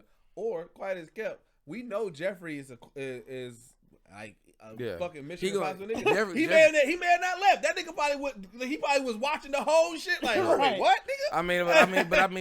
He may already know where Will's at. I think we already know too that he already know how to pull tabs on everybody, so he gonna know Jazz. Like, you know what I'm saying? Like, everybody that's interacting in the family, so he's like, he may just be the motherfucker that pop up on Jazz. I was like, I don't know what you're doing over here. Like, you know what I'm saying? Kind of shit, but same how he pull up to Ashley. Like, fuck you think I don't know where you at? Like, you know what I'm saying? Like, you know what I'm saying? Like, so I can see why everybody looking for him still. Jeffrey's the one that pulls up on Will, and Jeffrey gives him the real story of who Lou. Oh, if he pull up on Will and Jazz, that could also happen. You know what I'm saying? Like, I can see I can see because Jeffrey wanted him to have this. Like, you need to talk to your dad or whatever. Yeah. So I can see Jeffrey like being the one that finds him because he knows how to find motherfuckers. And being like, well, I'll tell you, if everybody giving you this, you know what I'm saying? Because he's really not, I'm not family. I'm just a house nigga. Right. I will tell you what the fuck, you know what I'm saying? What you want to know about your dad. You know what I'm saying? Like. So we never got full confirmation. I wanted to ask y'all, do you think Jeffrey put the hit on Rashad to die? And 2, do you think that anything of that comes up again in second season? Yeah. Yeah. I mean, I think, to both. Like, definitely both. Like, I think, but I think that's the reason why it comes up, because I think it's gonna the underlining thing still is connecting, like, Will to the shooting. You know what I'm saying? And all that. And I feel like someone still has to uncover that in Bel-Air. I know Lisa and her dad know, obviously. Right, but I think when they didn't connect it to Rashad's death. Yeah, I don't know if anybody in Bel-Air knows Fam died. Yeah, but I mean, but you really could if you really looked like unless Trey start like getting in the situation and start saying shit. His hating ass. Man, John Cheadle looking ass nigga. No, that's dog, crazy. That's wild. Like dog. I don't know how you found this. Like, I feel this nigga didn't even have to know how to act. That nigga walked in like, bro, you got it. Just go in the back. You know what I'm saying? So we'll put you with some teachers. Yeah, like we'll get you together. Like, but yeah, I feel like, fam, what the fuck was? We talking about if like that coming back full circle. Yeah, that coming back. Oh yeah, like I feel like because they still haven't, because now people are just not finding out. So I think it's going to be the fact that people are going to investigate it more. Even Lisa could be the one to figure it out. Like, Lisa could be like, well, I mean, because she just know. Right. Yeah, I can see her looking into it and then like pressing. And be like, hold on. What happened to him? Yeah, like what happened to the dude? Like, so it's like, I feel like, and they be like, well, he just got shot. And they be like, and someone's going to be like, well, don't you think that's kind of a coincidence that your case is dropped and the person that was trying to kill you is dead too? Like, you know what I'm saying? Because Will know, remember? Will definitely knows he's dead. Yeah, he knows he's dead. But and he already suspects suspects Jeffrey. Because remember, it was literally Jeffrey. He went to Jeffrey, told him about it, and Jeffrey said, "Don't worry about it. You didn't even need to tell your aunt and uncle." Yep. And we don't know what the time skip was. But then when Trey called him, told him, he was like, "Yeah, he on," and he looked like.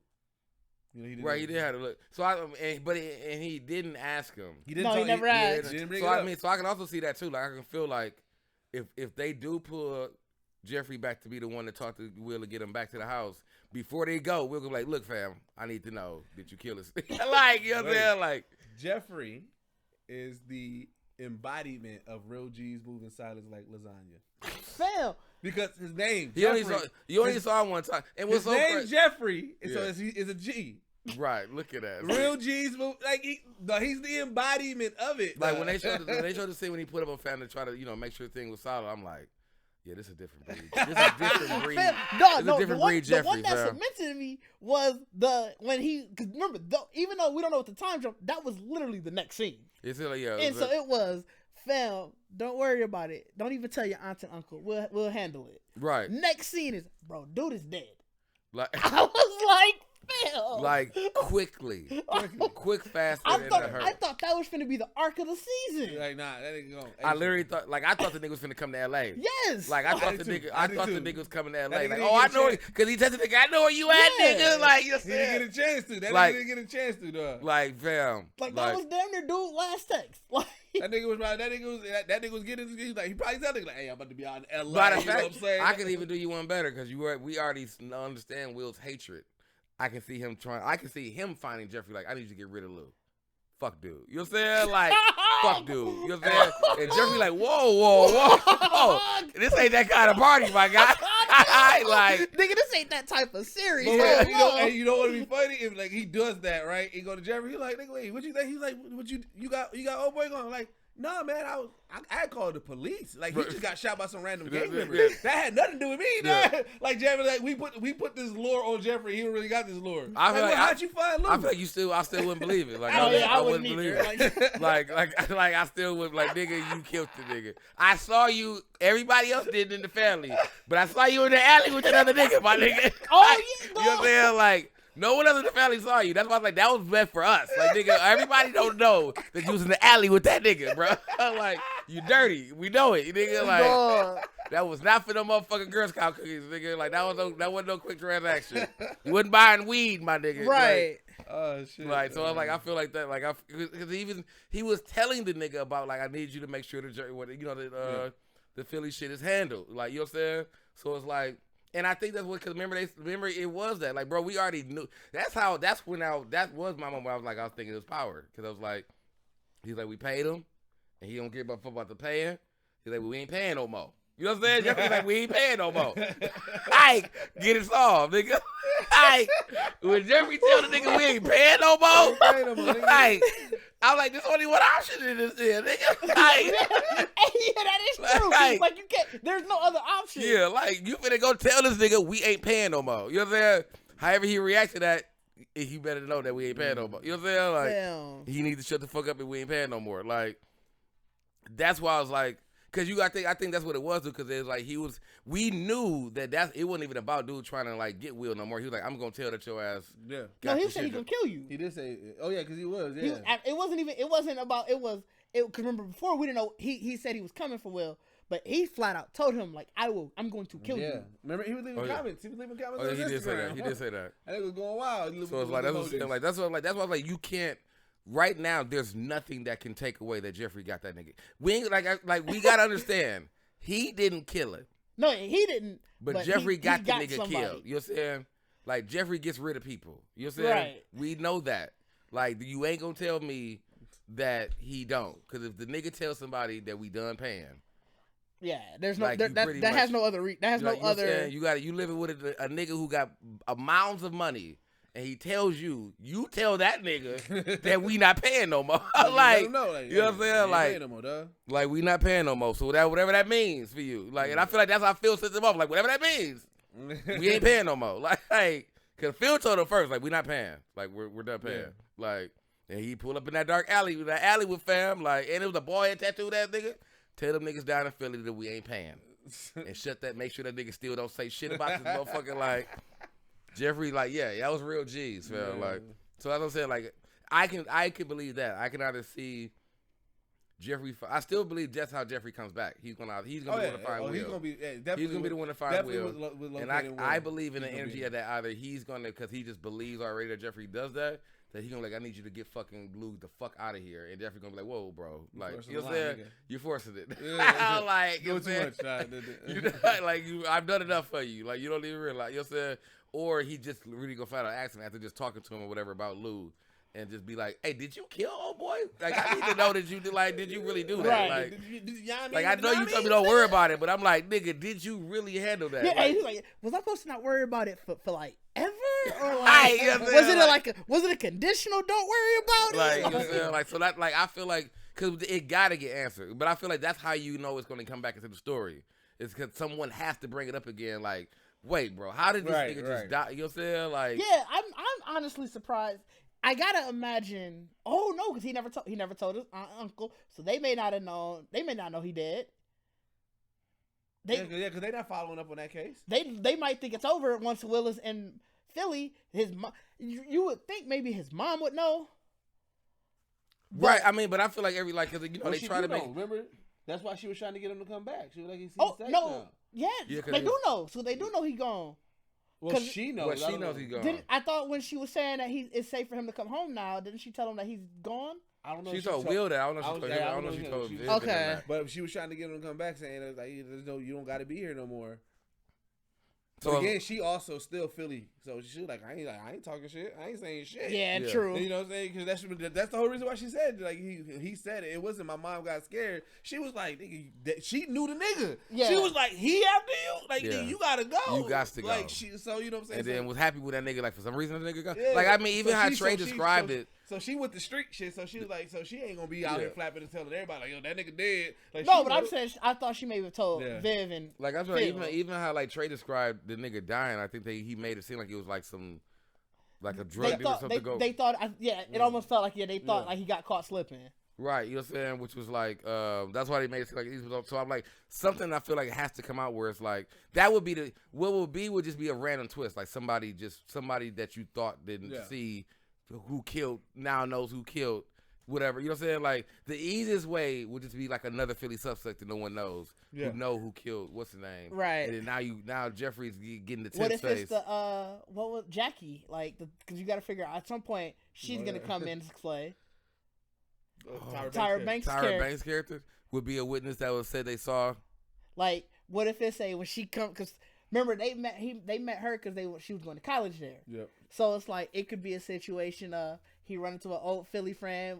At some point they're gonna go to college in this series, you would assume. You know or what? either she just transferred into Bel-Air Prep, and it's hey yeah did you hear about she goes did you hear about what happened with Rashad? Yeah, Rashad, yeah. I saw that shit. And then she telling him. Yeah, I can see that. Because I also said the other thing because he still got to go back home.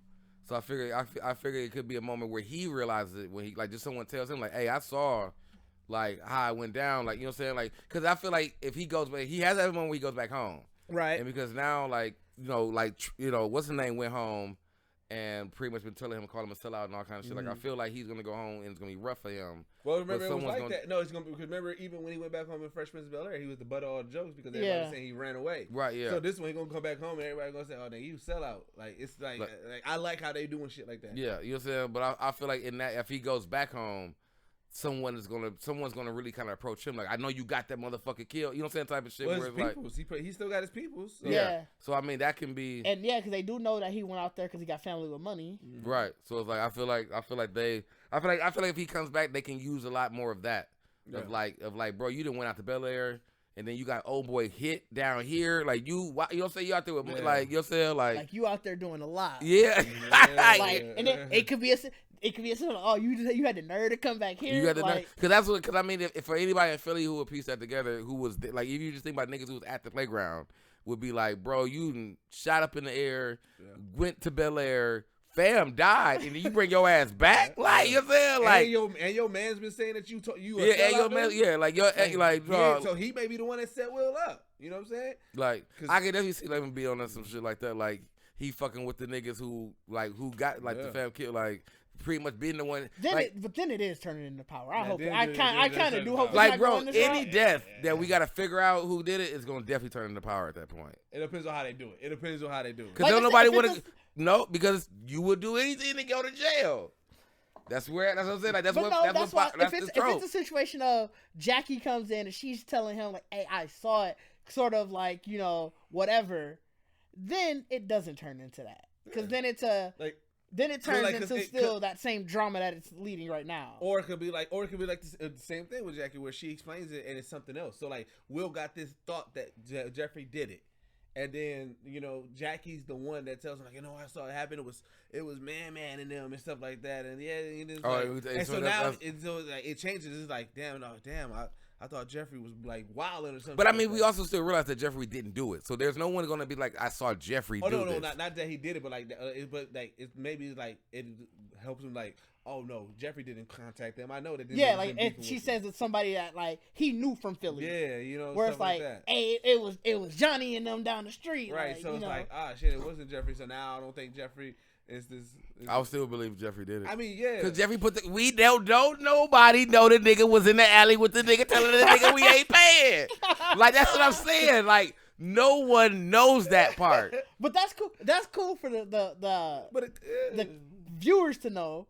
But we saying for the story plot. And to shut it down, to completely shut it down. And it also could have just been a conversation. He could have been talking to him he could have been talking to another person on the same level of him, right? Shit, I need to figure out how to get this taken care of. And the guy could have went off his fruition. He the one that do it. And Jeffrey him and Jeffrey probably beefing. He probably fam, I didn't say all that. I was now you turned into I forgot what podcast that was, and they was talking about. They was hey, how do the henchmen know what the boss's signals and stuff mean? When the boss do this. How the henchmen know that mean to kill him? What if the henchman come back and he did you do it? And he was kill him? I thought this man just get him out of here. He was supposed to die? Shit, hold on. I'll be back. But I definitely believe that shit has definitely happened before. A nigga walked in, you got him, you killed him? And or the actual, I think it's more likely that the opposite, where fam come back hey, it's done. All right, cool. We'll come back to that next week. And he next week? Come back to what? What? Put that nigga. I put that nigga in the water. That nigga floating up the river, boss. Just saying. All right. Oh damn! You think he's gonna come back around? Like, it's the emoji update. You you ain't get the emoji update? No, we using this. This means this now. You gotta send out memos. Damn, I forgot to do the update. Like, shit, you fucking up the signals, dog. Shit, let's get the recommendations, man. Oh yeah, we late. We late. Dog. We started late. We started late. Go ahead, Bacardi. I gotta think. I ain't. Oof. Bridgerton. Yeah, you didn't like that, did you? No, I didn't. I recommend the Bridgerton, fam. Right. If you're a fan of if you watch the first season, and I already seen there's a lot of people, my friends like that watch it. Like, I don't know how it got a hold on me. I don't know why that's hilarious. Why that just felt like you were like, hey, nigga, my friends, we what watch made it. I don't know about hilarious for me y'all peasants. Is because I assumed you meant King.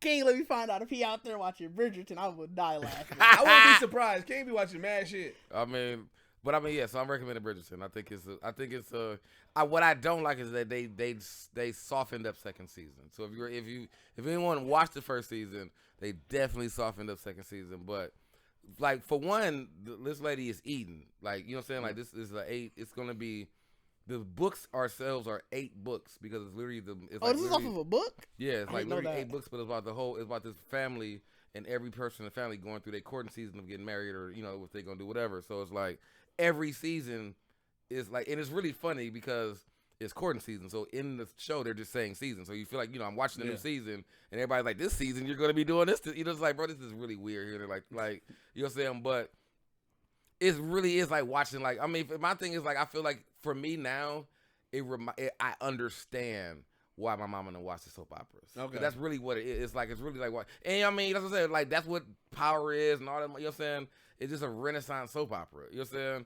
And because it's literally during, like, courting season, it's just nothing but scandal shit. You know what I'm saying? Like, so, like, that's why I've been fucking enjoying. Because it's like, dog, it's a little girl in the story, Penelope, that, like, her whole purpose in the whole show is to just spread the scandals.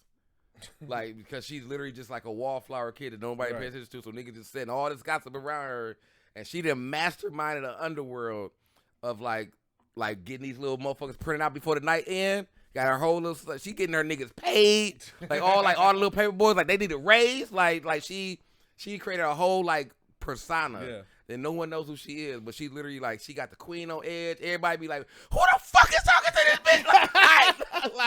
like, and she just this little ass kid is about her, but she like her family was like, her family down there pool, but she got like buckets of money under the floorboard. Like, I'm eating that, like, you know what I'm saying? Like, hilarious. Like, so, like, I really watch it for her because it's like every time you watch like the dance of the bar, right after that, it's like the scandal come out, like the new Chic, like the new Gazette drop, and it's like we don't know where it comes from. The motherfuckers just get to reading that shit, and it just literally be some shit jabbed at the queen. And she's like, this bitch, so that's why I've been watching it. That's the only reason I watch it, because it's like, because of the scandal, because of that part of it. So yeah, that's mine. Right. I would recommend Abbott Elementary, man. Like, I feel like it really started setting itself away from, I know when it first started, everybody kept on comparing it to The Office and stuff like that. And I feel like as more and more episodes came, it started making its own. And I really enjoy it. It's so fucking funny. It's so hilarious. His cast is a great cast, man. Quinta Brunson is doing a damn thing with it. Yeah, man. And I really, really... Fam, Gregory is gold at the deadpan to the camera. Fam, he got that shit to just... Wow, like... yeah, man. Like, so, yeah, I recommend Abbott Elementary, man. It's such a great show. Yeah, I gotta finish watching that. It's funny. I'm gonna recommend Sirius the Jaeger. It's an anime on Netflix. It's basically about, like, this group. They call themselves Jaegers. Like, they like a group of vampire hunters. Mm-hmm. And so, like, one of the people in the group, he is a werewolf. But, like, the action scenes is cold. Yeah. It's definitely it's definitely I never even, like, and I didn't realize it was out. Yeah, because it's older. You didn't realize it was what? It was out. Yeah, it's old. I think it came out in like 2018. So the entire season's up. I didn't double check to see if there's a second season. I've only watched the first season so far, but yeah, it's dope. All right, and then the OG recommendation, man. Right now, go to GeeksetPodcast.com. Check out our Forbes article. It is there, front page, man. You know what I'm saying? Blurs and Forbes, man. See the shirt? Yeah, see the shirt. Check out our merch store, man. You know, Picardi got Geek Gear 2 up in there rocking heavily. You can't get this on the site. You gotta join Patreon. Yeah, you gotta join Patreon. So, you know, join up to our Patreon, patreon.com/Geekset, man. You know what I'm saying? You got get behind the scenes, you know, information about the Black Geek documentary, get exclusive drops, get episodes early, get just, you know, additional shows and stuff like that. We are putting a lot into that Patreon. Make sure you join our Discord, man. It's the network of just really dope ass blurs, man. We just talking about really dope stuff. We talk about everything, and within there we got memes. We talk about shoes. We talk about comic book, right? Toys. Like it's just really really dope conversation. But again, the Black Geek documentary, man. That is the mission. That is the goal. That's the focus. We are working on a full length documentary. It is the love letter to the blur culture, and you know, there's many ways to support us, man. We have a GoFundMe. The link is in the description. You know, every bit helps there. But you know, if you don't have the means to support us with the GoFundMe, it's really just as important as to like, comment, retweet. You know, when you see the Black Geek documentary, when you see the post, when you see that, because we want to just get the word out there, because this documentary is going to be for the blur culture, by the blur culture, where the people that we're working with are blurs. It's at a black soundstage studio that we're going to be recording these interviews at. You know, we're going to have we got a black director. Shout out to Brandon Champ Robinson. So it's like, this is the big mission, man, and we do need as much help as we can get, and we are asking you guys to you know help us out with that. You know, joining the Patreon helps. All Patreon funds are going towards it. Yeah, man. And, you know, as always, this is the only podcast that blend hip-hop culture and geek culture together that was in Forbes. And we are out. Peace.